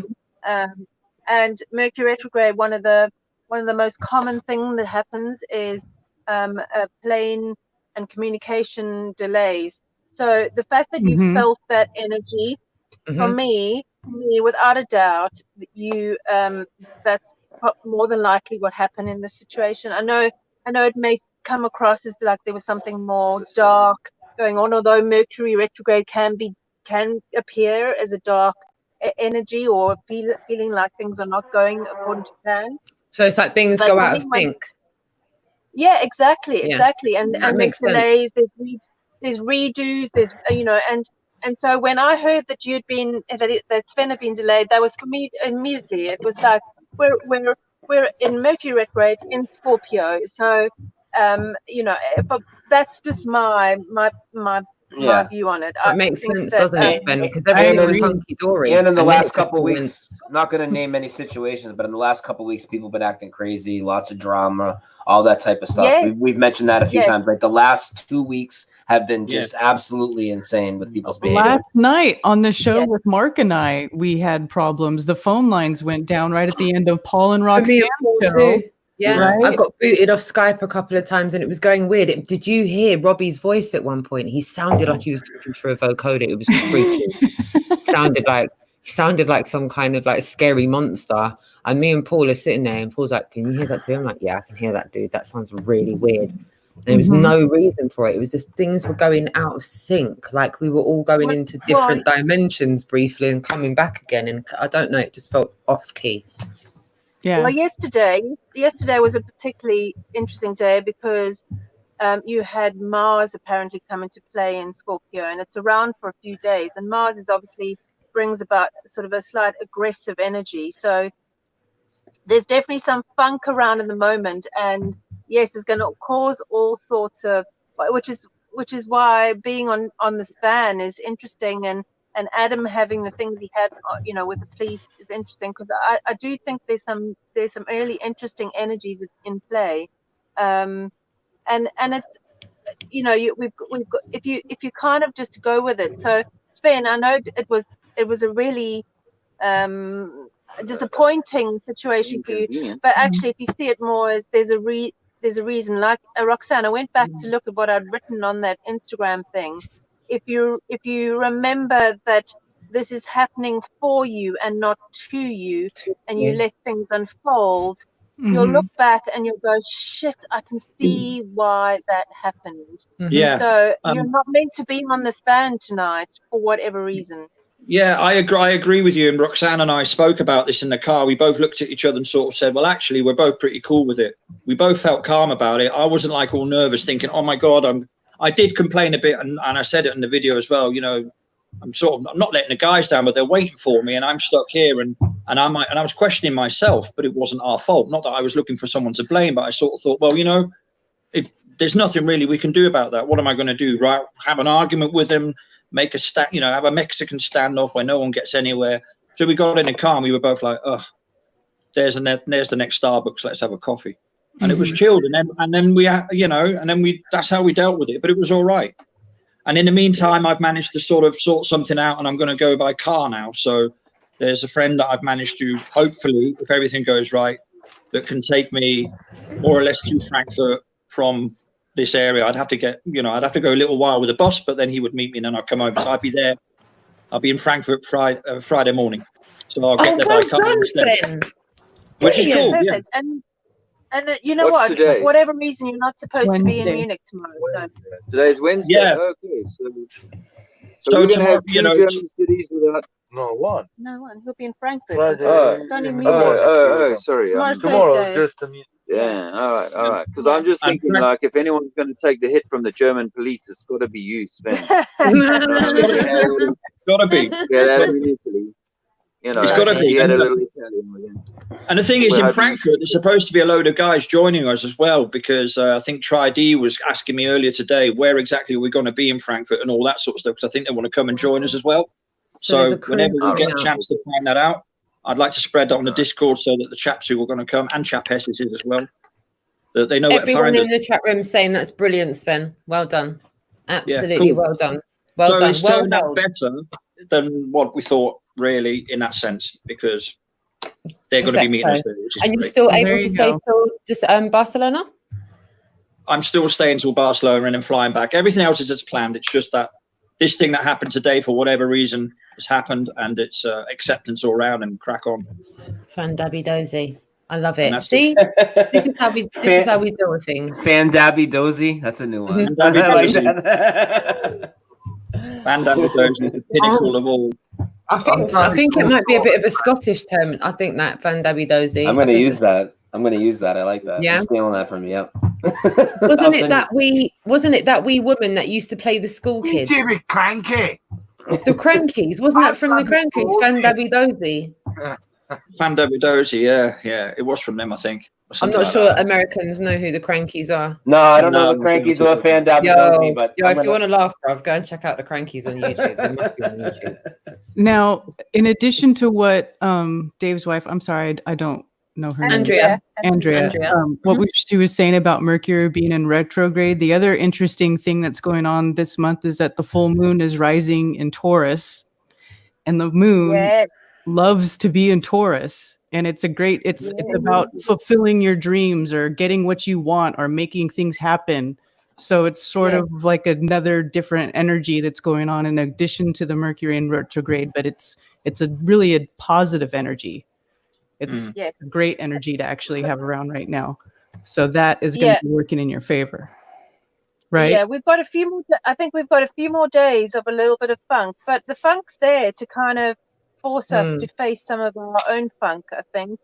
And because it's an important thing that we get rid of some of our own shadow stuff, and you know, so we get given tests all the time. I've certainly been on a few on the bus, and not necessarily doing activism in my own, you know, just being on the bus. But yeah, the full moon means the start of a really good energy, and Mercury's only in retrograde to the 20th. So after that, we'll all be feeling a lot better. So yeah, the full moon. Yeah, I read that today. It's an inspiring energy that's going to come in. So hopefully, it means the tour is going to end with you know, some really big bang. Yeah, really good last few weeks. Yeah, I think the next couple of weeks are going to be really positive because we have the big conference coming up in Dallas, and then you guys are on your tour, and so I think it's going to turn around. It's going to be it's going to be a good bit. It's going to be a real good bit. The flat Earth. I'm gonna let Jason come back. I'm gonna remove myself and add Jason for a minute because he's stuck in the studio a bit because we can only have 6 in, and then he'll pop me back in a minute. So I'm just gonna let him come in just in case there's any. He'll probably come in and go, no, I don't want to say anything, thanks. But hold on. Where's freaking Meekin? No, I don't want to say anything, thanks. I'm on what's it, Street View at the moment, and I'm searching all around Frankfurt for a good location. So I was quite happy in by myself then. So Roxanne, you can come back. See you later. She didn't let him finish the sentence. She didn't let him finish the sentence. Roxanne, you can come. See you later, Jason. I thought I would just come with the hook and just go right by his neck. Can I just bring that back on track? Because I really enjoyed chatting with Andrew, and part of just maybe a little bit of therapy from the event. Because, you know, macho bullshit aside, it was fucking mental at times. And talking about these energies and stuff, and I've mentioned synchronicity, and you know I'm a bit of a science boy, so I'm not. This is all new, but I've took great solace from these synchronicities, and another one there tonight is Karen saying what she's saying there, because I've got a lot ahead in these next few days. I'm obviously off to see the police tomorrow, the doctor, and obviously try and contact my MP with regards to events that occurred. So whilst I've never been one that ascribes to it, I don't disrespect other people's much more learned understanding of things. So yeah, nice to hear that. Sounds like that's positive for the next things that are happening with the way they've gone in terms of what I plan anyway, mate. So do you know what, Adam, think of it this way. You've been through the worst of it. Trust me, you are a man with great heart. This is all going to work out in your favor. You've got to believe it. You've got to trust the unfolding, because you're on a path that is you're fighting for truth. You're doing it with love, and absolutely this is going to turn out to be work out for the best for you. I don't know, we don't know how, but you'll look back one day and you'll definitely laugh, and and you'll definitely think, shit, I can see why that happened. So hang in there. Like we said, you got to go to that warrior spirit and you know, keep the fight, because it's going to be okay. we've all truth on our side, haven't we? And I think as long as you act with, you know, honesty and integrity and with love in your heart, then screw them. Whatever happens, happens, doesn't it? You know. Yeah. There's people in the chat room that weren't here earlier on. Are you able to give the newcomers to the stream a quick synopsis of what you're talking about? Just for the new, there's lots of people in the again. Is Adam injured? What's going on? What's going on? Oh, I'm all good. Obviously, we're back now, and you know, thanks to the community with regards to the events in Rome. It's particularly Anthony Riley. Shout out Riley.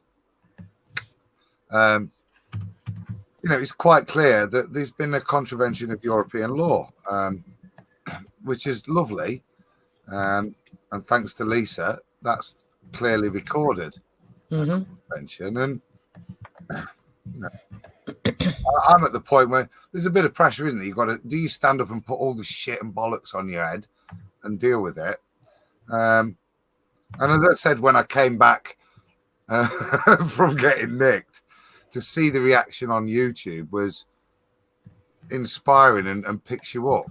And so to hear that what you were talking astrology wise, because you know it's not me, but it's things happen for a reason, don't they? And it's just positive to hear of shit to do, and hopefully, as I said, people that know a lot more about these sort of things are saying that things are aligned that would forbode it to act positively. So. Absolutely. And you know what, that testicular incident in Rome the other day brought about, or your arrest or non-arrest event in Rome brought about, was, as we said it on the day, was like a groundswell of unification amongst people who are you know watching all of this. And you know, while we've got a few American brothers and sisters in the room tonight, it's worth saying that how I feel personally. I feel like there is a bridging of the Atlantic. There is a coming together of the different sort of teams of this, and I think that's to be applauded. Yeah. I look forward to seeing much more of that. Because it is in coming together across the board, church of geographic and other sorts of differences that we have, that we will take this message on, and we will take this message to the place that it's meant to go, and we are absolutely meant to unify. And you know, Adam, why I think your contribution will never be forgotten is because, you know, aside from all the fantastic energy that you brought to the tour, you know, just your willingness to kind of do your free man thing with the police there, take one for the team. I'm sorry there wasn't sodomy or something a little bit a little rougher. I'm not going to be like that since Von the King. Adam, your free man thing didn't work out as well as Dave's did. When Dave Murphy was approached, yours didn't go so well. I can't play the it black will card. now, though. It will now. Yeah, no, it's all good. It's all good, and I applaud the unification or the unity that I see, and it's wonderful to have folks from America here. Well, you've had everybody captivated, like I said, with Jason's streams over here on East Coast time. For a while, it was pretty much 8 a.m. to noon time over here, and everybody here in America was waking up and watching it. And I think that you guys really helped build a huge bridge in the last few months. And everybody's kind of realizing. I don't think that anybody in the U.S. looked at the U.K. or the U.K. people looked at the U.S. like, oh, those aren't like, you know, the same as us. But now everybody realizes like we're all real tight brothers in this. I made a comment like maybe a week ago about all my friends in the U.K. Like I have as many friends in the U.K. now talking about these types of topics as I do in the U.S. I mean, even my last co-host before, like if people don't know, Karen does shows with me now a few times a week. But before that, I had Paul Knight with me. And he lives in the UK, you know, and there's just it's all the same. We're all going through the same thing at the same time, you know. There is no difference. And all of those, because all of the separation, all the borders, all the it's this team, the USA v Britain or Russia or whatever, you know, that's all the Olympic Games kind of programming that has us, you know, thinking that we're somehow on different teams or better or less Well, that's what it all whatever. is. It's all division that's been handed down, and it keeps you from keeping your eye on the controller, because the controller is all the nations in cahoots, really holding all the populations down. There was never us against the Russians or the Chinese, and even the whole idea of racism is what they put down. How is there different races? We're all one race. We're all humans. We just have different language and different skin color because of where we grew up. Yeah, actually, that comes to that guy that Lisa spoke to outside the band today. He ended the conversation by saying, "Well, there's flat Earth, and it's good that you're doing it, but actually, what's more important is Brexit." He actually said Brexit was more important than flat Earth. And it's because you're right that they've got their head in the fight against this country leaving and this country staying, and it's all bullshit. It's all bullshit. They're distracted by the bullshit. All you need to do is look at the Antarctic Treaty. I mean, there's 50-something countries that are all been in cahoots the whole time. I mean, just that alone tells you that they're not at odds with each other. And then we know the space station's fake and all that, but the fact that they allegedly have people from these so-called conflicting nations on space station together, I mean, how could you even buy that? Yeah, it's all nonsense. It's all bollocks, mate. Where did mission control go? And speaking of the treaty, you heard about David Attenborough's ship that's gone down and set sail from Britain, have you? No, not really. No, ships don't go down, my friend. Sorry, ships don't go down. They only go over above level water. But yeah, okay, no, I hadn't heard about that. Royalty. So we're talking William and his wife themselves stood at the quay in Liverpool and threw a $300 bottle of champagne against the side of a ship that's just been built. And it's called the Sir David Attenborough. It's been paid for by taxpayers in this country. And they're going down to do expeditions with a small e and lots of inverted commas. And he's going to spend at least 2 years down there. And if you Google the photo of this ship, that could probably survive pretty much any weather that's thrown at it. It's proper heavy duty with the latest and greatest equipment, and he's going down there with a British flotilla. Check it out. It's unbelievable. And what timing. It just fits right into what we're all talking about right now. Yeah. Unbelievable. Yeah. Well, so some people suggest, and I don't spend a lot of time researching this, but I know that a lot of good people do, but that there are gates that open, that, in the Antarctica, there might be stuff going on down there. So that's an interesting. We got some. David Attenborough has been given his kind of spot on the island where they go, and most probably. Don't forget, Obama interviewed him a few years ago, not the other way around. The guy is obviously a big player. That's what I mean. That's a very public announcement. Here's this. We've given him this amazing ship. It's got all of this, and he's off for 2 years. I wonder if he'll maybe gently pass away one evening. When did this start? At nature. Did he just start this? Did this just a few weeks ago, the ship was christened, so to speak, and named. Yeah, a few weeks ago, 2 or 3 weeks ago. Boy, you aren't kidding. That's a heavy-duty ship. It is, isn't it? Oh, yeah. Yeah. No hurricane's going to hurt that ship. They say they find land or something. It was up ahead they find out the land. Yeah. But I'll tell you what Obama would have interviewed him.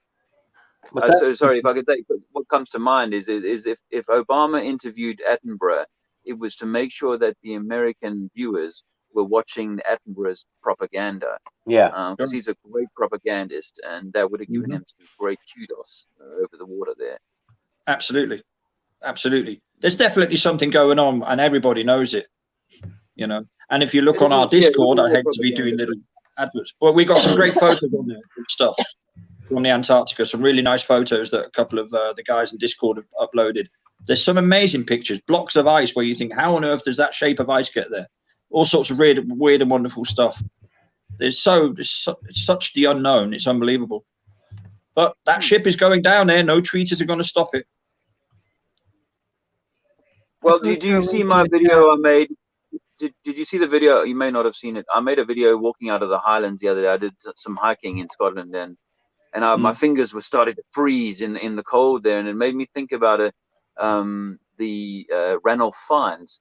the British Sir Ranulph Flynn, the British explorer who was going to do this cross the Antarctic trek a few years ago, and I happened to go on that ship that was going down there. It was just a curious coincidence of things that I happened to be on the ship. But what I'd said in the video was that it had taken this guy 5 years to get permission to do this. This is a knighted British explorer of the highest caliber, and it takes him 5 years to get permission to go on this expedition. And then it didn't work. And then it never came off because apparently he had some kind of incident. But I think that he was probably warned off and didn't even get closer. Not that he was actually going to go from 180 degrees through to 0 or whatever, across the. It was going to be across the edge. It wasn't going to be through the middle, as it were. I don't think that for a second. But the point is that it had taken him 5 years to get permission to go on an Antarctic expedition. People say, "Oh, you can go down there all the time." Yeah, right. This guy took 5 years, and he had this ship and millions of pounds of funding and all that sort of thing. It was the permission that took him. Well, there you go. So Attenborough got the permission, and it makes you wonder how, or it actually doesn't make you wonder how. Yeah, I think he should have just taken a leaf out of Jason's book and just turned the fuck up and gone, you know what? I'm going to pitch up. If they shoot at me, fine. I'm just going to walk. We'll obviously take that approach tomorrow in where are we? Munich. Yeah, you're not allowed to, Dave. You've got a family there. You're not allowed to do anything too extreme. Just don't worry. He's on a tight leash. Good. Well, as tight as Dave will allow it. He doesn't really allow it to be that tight. So he's on one of those dog leashes, that you're allowed to go to a certain length away, like and then it snaps back.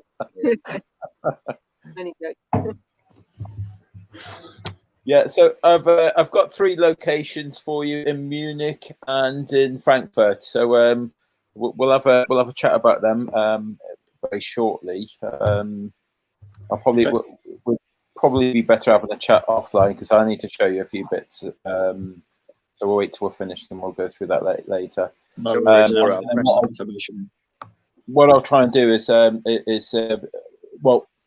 hopefully Dave in the first thing in the morning, because he gets up earlier than all of us, so maybe you could give a blast out to everybody and let everybody know where you're going to be once we've figured this out. Yeah, sure. Just that you get out of bed.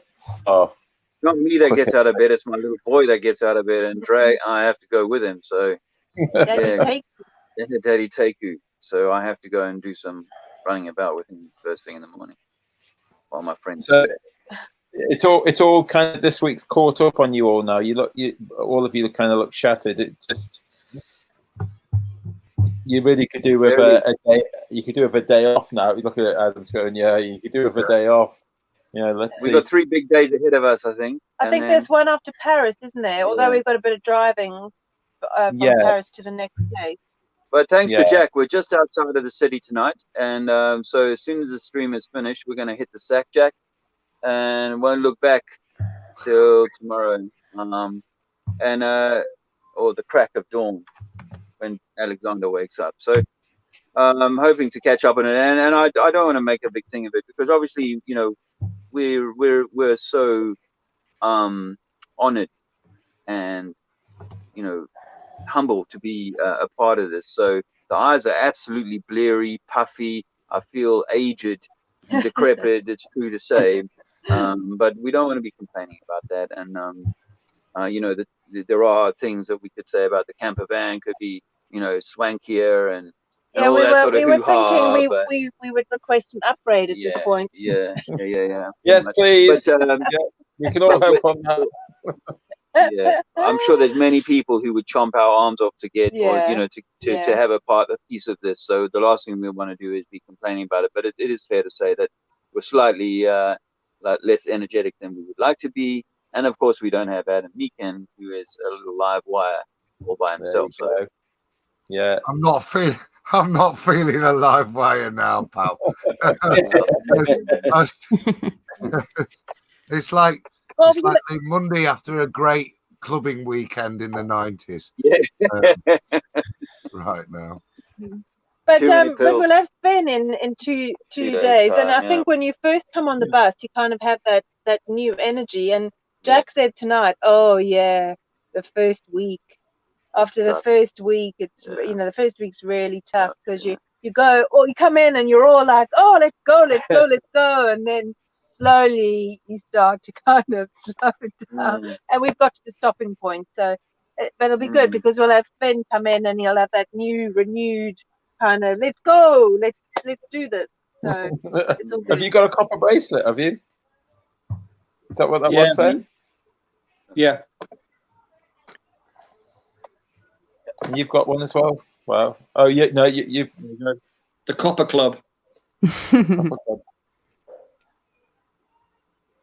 Yeah. Well, yeah. So, I mean, I think one of the other parts of it is, of course, having fantastic interactions. You know, I think when you have that opportunity to be a speaker and a truth teller and so on, or you go to an event like Karen's one the other day, and with the tour with the US thing going on from Dallas.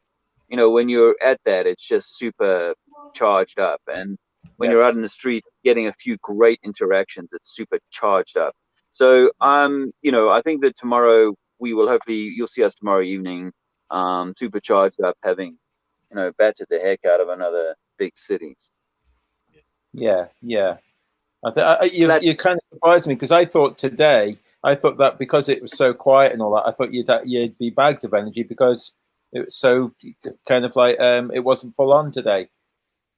Yeah, but remember, that doesn't, just because there's fewer people to talk to, it doesn't change the amount of driving associated with it. So the amount of moving, sure. It's when you're moving all morning with, doing late night drop-offs to airports and no complaint about that, of course, but late night shows and then early mornings with my little boy, it didn't make any difference in that respect. In fact, it would have helped. Yeah, to have the energy of the energy of like a police raid or something like that would have helped. I think. Yeah. We needed a police raid. I find everything in the motorhome and all that. Everything's multiplied. Everything that you want to do, it's just. It feels like everything takes just like 5 times longer, like to do something, whether you just want to wash or, get changed, or it's just like a mammoth task, everything that you want to do. And you can't, Jack's fantastic with all the driving that he's doing, but I can't sleep while we're driving. Just the rattling, the shaking, the cold wind at the back and so on. So it's, we've got a lot of mileage. We've had to do a lot of mileage, but because we're right outside of the town, tonight we're gonna get to sleep now once we're done with the show. Tomorrow we're gonna do a little bit of laundry in the morning, and we'll be right back at it. So hopefully, and we'll be getting through that sort of first week kind of. I think we're coming up for a week, I think. So we'll be hopefully moving through that kind of what's it like, jet lag, van lag, yeah. So we'll be we're just getting into our stride here now, which I think is why the Adam Meakin is probably partly gutted, because he was just getting up his wings and flying here, and now he's got to go and deal with all that bullshit. It was you get into a rhythm, don't you? And that's gone now. Sleeping in the chair this afternoon. You don't get a chance to rest. Although that van can drive, mate, and I could sleep. Don't worry. Do you know what I mean? You're pretty good like that, mate. Actually, I think you could probably sleep anywhere. Yeah, I was driving the other morning. Including a lilo on a floor of a van. Yeah. I'm driving and your phone is going absolutely nuts, mental. I'm thinking, this guy's still not waking up for his phone. That's why eventually I had to talk to your wife, didn't I? It's like, you're gonna worry about it. And that was like gone 10 a.m. if I'm not mistaken. So yeah, you're pretty good at that. I'm not. Yeah. Which is why you look so young and fresh, and I look like Sven, are you a good sleeper? Who, me? If I sleep, I'm a good sleeper, but sometimes I struggle with falling asleep. Okay. Well, how do you do on a 4-foot bed, my friend? Because that's about where you're gonna get. We'll have to wait and see about that. They're like this.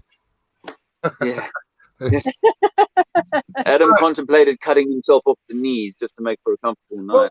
That was the beauty, because Nora stayed.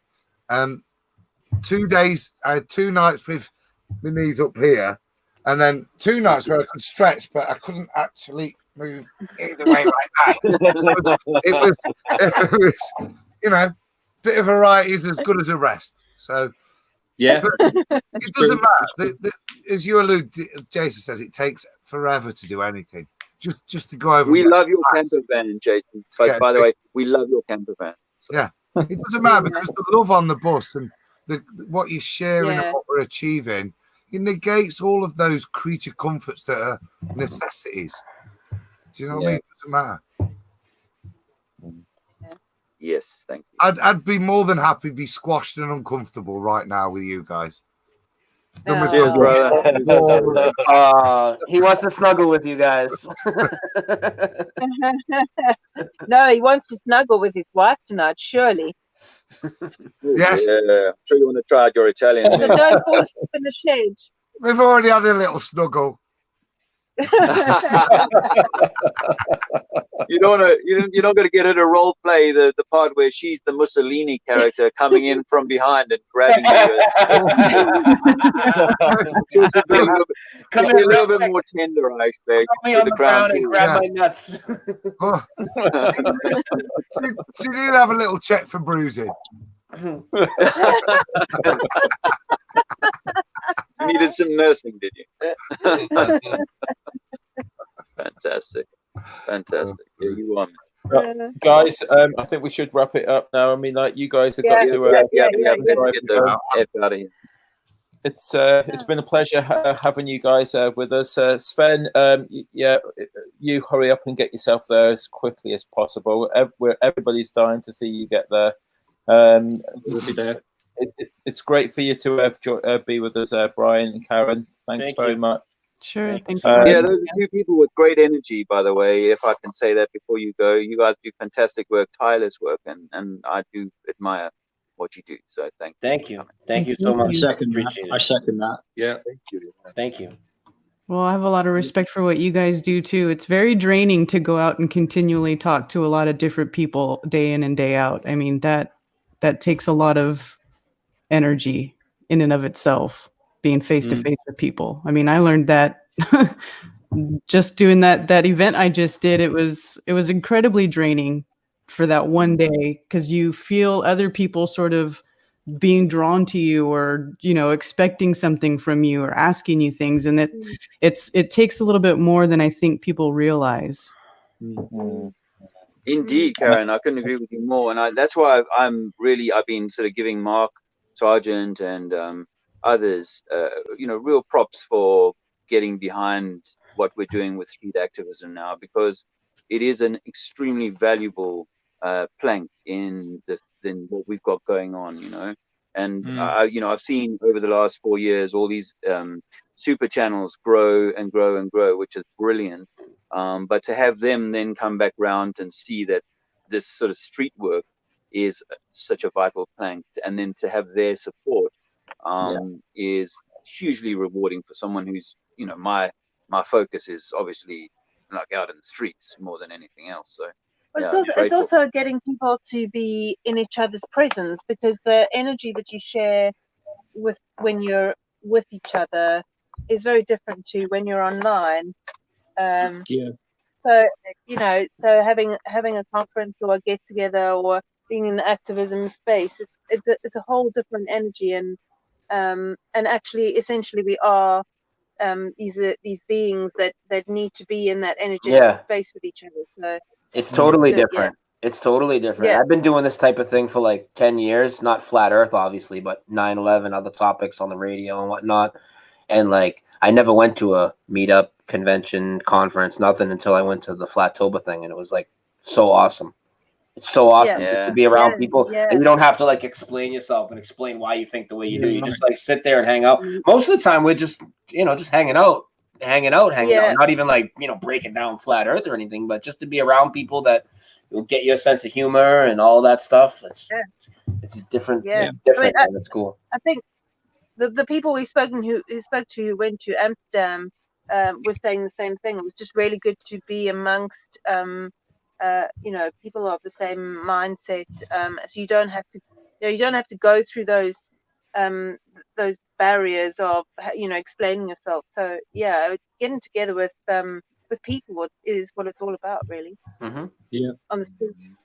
And we have to do some things for ourselves. We make so many sacrifices. Sometimes we just need to chill with each other and enjoy life, like for a week. Yeah, For real. We Exactly. deserve it. We deserve it. Mhm. I'll say it. We deserve it. Yeah. Yeah, we're meant to be having a good That's time. what these big events are for, what meetups are for, when you get together with the other like-minded people. You guys get to sort of help fill each other's well back up, right? Because you're draining yourself doing all this stuff. And then when you get together with other people and it's a good, positive, relaxing environment, everybody's just charging each other up. And that's what we really need. Yeah. Absolutely. Well said. So on that note, has anybody else got anything further to say before I play our final video? Come on. One last thing. Guys on the bus, I love you, I miss you, and I can't wait to see you soon. Jack, show me your face, Jack. Show me your face. There he is. That's him. You're a fucking legend, my friend. You are. Yeah. You should show this. Oh, mate, I miss you. I can't wait for the next talk, pal. Thanks for everything, buddy. Thanks, you. The same to you. Same. Special guy. Yeah, special guy. Yeah. Special soul. We're grateful to have had you for a few days. I mean, I didn't have you in the same way as the Roman police, but I'm happy. Good day. Andrea, love you, mate. And give Ziggy a hug from me. And Jack, I will do. Jack. Yeah. Oh, and Jack a hug. Oh, okay, I give Jack a hug. Right. Sorry. Yeah. And when I'll give Lisa. if you could give her one too. But guys, Okay, see you soon. she's on the shelf. Yeah. Yeah, we'll see you again, we'll buddy. speak to you soon. You We'll keep- speak to you soon. And will. I'll send you that stuff over that we spoke about. Oh yeah, get the documents over. Like a fool. I left the bloody police documents, didn't I? So I think you had that chat with Anthony Riley, and I think you left it on the front of the van. It wasn't. Well, you mean that paper on part of the when we're photo, leaving, really? I'm checking shit. I had to make sure that I had my smelly socks, a few, everything else packed, my passport and that. And the only thing in my head was I just didn't want to go. And then that bullshit nonsense really wasn't in play, kind of trying to get them back. So my mind was a little amiss, but if you could get it It's over. all right. We'll sort it. Sorry, just the pictures would be great, so that because I want to go to the police tomorrow. So if you could just take even a shit picture, it'll be sufficient to go to the police station. So. I'll try and take a good picture, not a shit picture. You'll be fine, Well, you know what I mean. Yeah. It doesn't have to be that much, but just sufficient. Luckily, thanks to Lisa, you see, I've got plenty of video to support the point I'm making. So no worries. Yeah. And if you need any what eyewitness statements, I'm sure I can offer something to the picture. Right, Nice guys, night. I'll see you. Nice. See you later, Adam. Take it easy. Yeah. Bye-bye. Bye, Thank you. Adam. Bye. Bye, Karen. Bye. Good Bye. night. Bye. Congrats. See you soon, Sven. Nice. Take care. Yeah, see you soon, my friend. Yeah. Okay, see you soon. Take care. Have a See you serene back, evening. Also, before we go, Morning. you guys should Morning. check out Brian and I will be streaming tomorrow on my channel. We stream shows every Thursday night. So, Your channel? You better. Are we doing it on your channel? yeah, we already said we're Okay. doing it on my channel. I'm just making sure we are doing it. So what time are you guys on? Usually around 8 p.m. Eastern. So What's it's that pretty here? late for you guys, actually. Pretty late for the European fall. And just so you know, we've done about 15 shows on mine, and maybe everybody doesn't know. So make sure you sub to both of us because we do bounce back and forth. Yeah. Ooh. And And sorry, guys, I didn't. No one give you you guys in the chat a shout out tonight, and I'm still not going to, because we're going to call it a night. But hopefully, tomorrow night we'll be back on, and Roxanne will give you all a proper shout out. I'll make sure. Okay. Night all. Okay. Cheers. Like and bye. share. Don't forget to like and share the stream. Yeah. Take care, Karen. See you later, Brian. Night, Bye. Awesome, guys. Thank you. Bye bye. Bye, guys. Bye. Sometimes I go out by myself. I look across the water, and I think of all the lives we've been done. As a day you can have your picture. Yeah, we decided to just walk around and not set up, because if we set up, we're going to have problems and we're going to get taken down. But if we hand out leaflets, no one's really going to stop us. That's mine is over, making up for me. Why didn't you call it quits and stop lying to me? Yeah. Stop lying to me. Create a religion, right? You have to create things that people can believe in. And the idea that we live on a spinning ball created by us, we can't demonstrate that. We have to experience it. So you should watch this documentary called Funny Thing Happened on the Way. Watch this documentary and you'll realize that's how, when you look at the modern space stuff like the ISS, the International Space Station, you find that when they do spacewalks, there's bubbles leaving the helmet, like they're in the swimming pool, in their training pool. Their suits are exactly the same under pressure as they do in the outer space. And they've never done a 360 degree whilst doing one of the space. They've never gone around and look, I'm here out in space. They never did that on the moon. And they've never done that on the ISS. And that's because they're doing it in the studio. They're unable to speak to off. Yes, they'll give you a really nice picture. But we got some banners.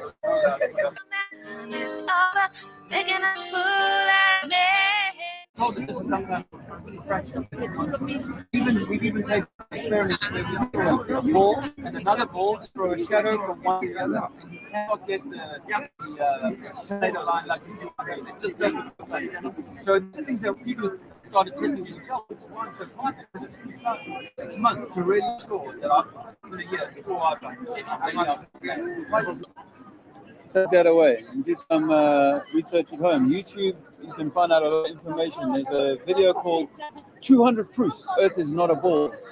It's in 20 different languages, so you'll definitely be able to find one in Italian or French or something, right? Let me tell you, I don't know if you've come across the Flat Earth conversation. No. You haven't? Okay, well, listen, a few years ago, I found out that you cannot measure any curvature. And if we live on a ball, Earth, 24,000 miles in circumference, they say we should be measuring 8 inches in a mile squared, which is a lot of curvature. When we look at water, we know water is always level, right? You know, physics of water, always in a cup, in a pool, in a lake, level. The water never bends like this on the outside of a shape. It always needs to be contained in the inside of a shape. So how is it possible we live on a globe? But your teacher will tell you gravity. But gravity has never been proven. And gravity is simply that says that something's going to fall to the floor. If you lift it up, it falls to the floor. And that's really the density of something. If it was a balloon, maybe it would float, a helium balloon. But what if we've been lied to by our government's science about who and what we are? Water is always level. Sea level, ocean level. So I'm suggesting to you that if the Earth is 70% water, then perhaps it's all a big lake. And that we've got these big rocks in the middle of the lake and we call them continents. And we can explain how the compass might work, how you can sail around, those continents. But imagine if I asked you to build me a model of the Earth. Either you build me a flat Earth model inside of a lake or a swimming pool, or you build me a model where the water and the rivers are going to flow up from underneath a ball. It cannot happen like that, right? So, my friends, let me tell you, I'm 51 years old. For all of my adult life, I thought that Earth was a ball. I thought that evolution was true, but none of these things can be proven. NASA fake going to the moon. Check out a documentary called A Funny Thing Happened on the Way to the Moon. I've got some information here for you guys. You will find out that NASA never even got their lunar lander to work on Earth. Never once.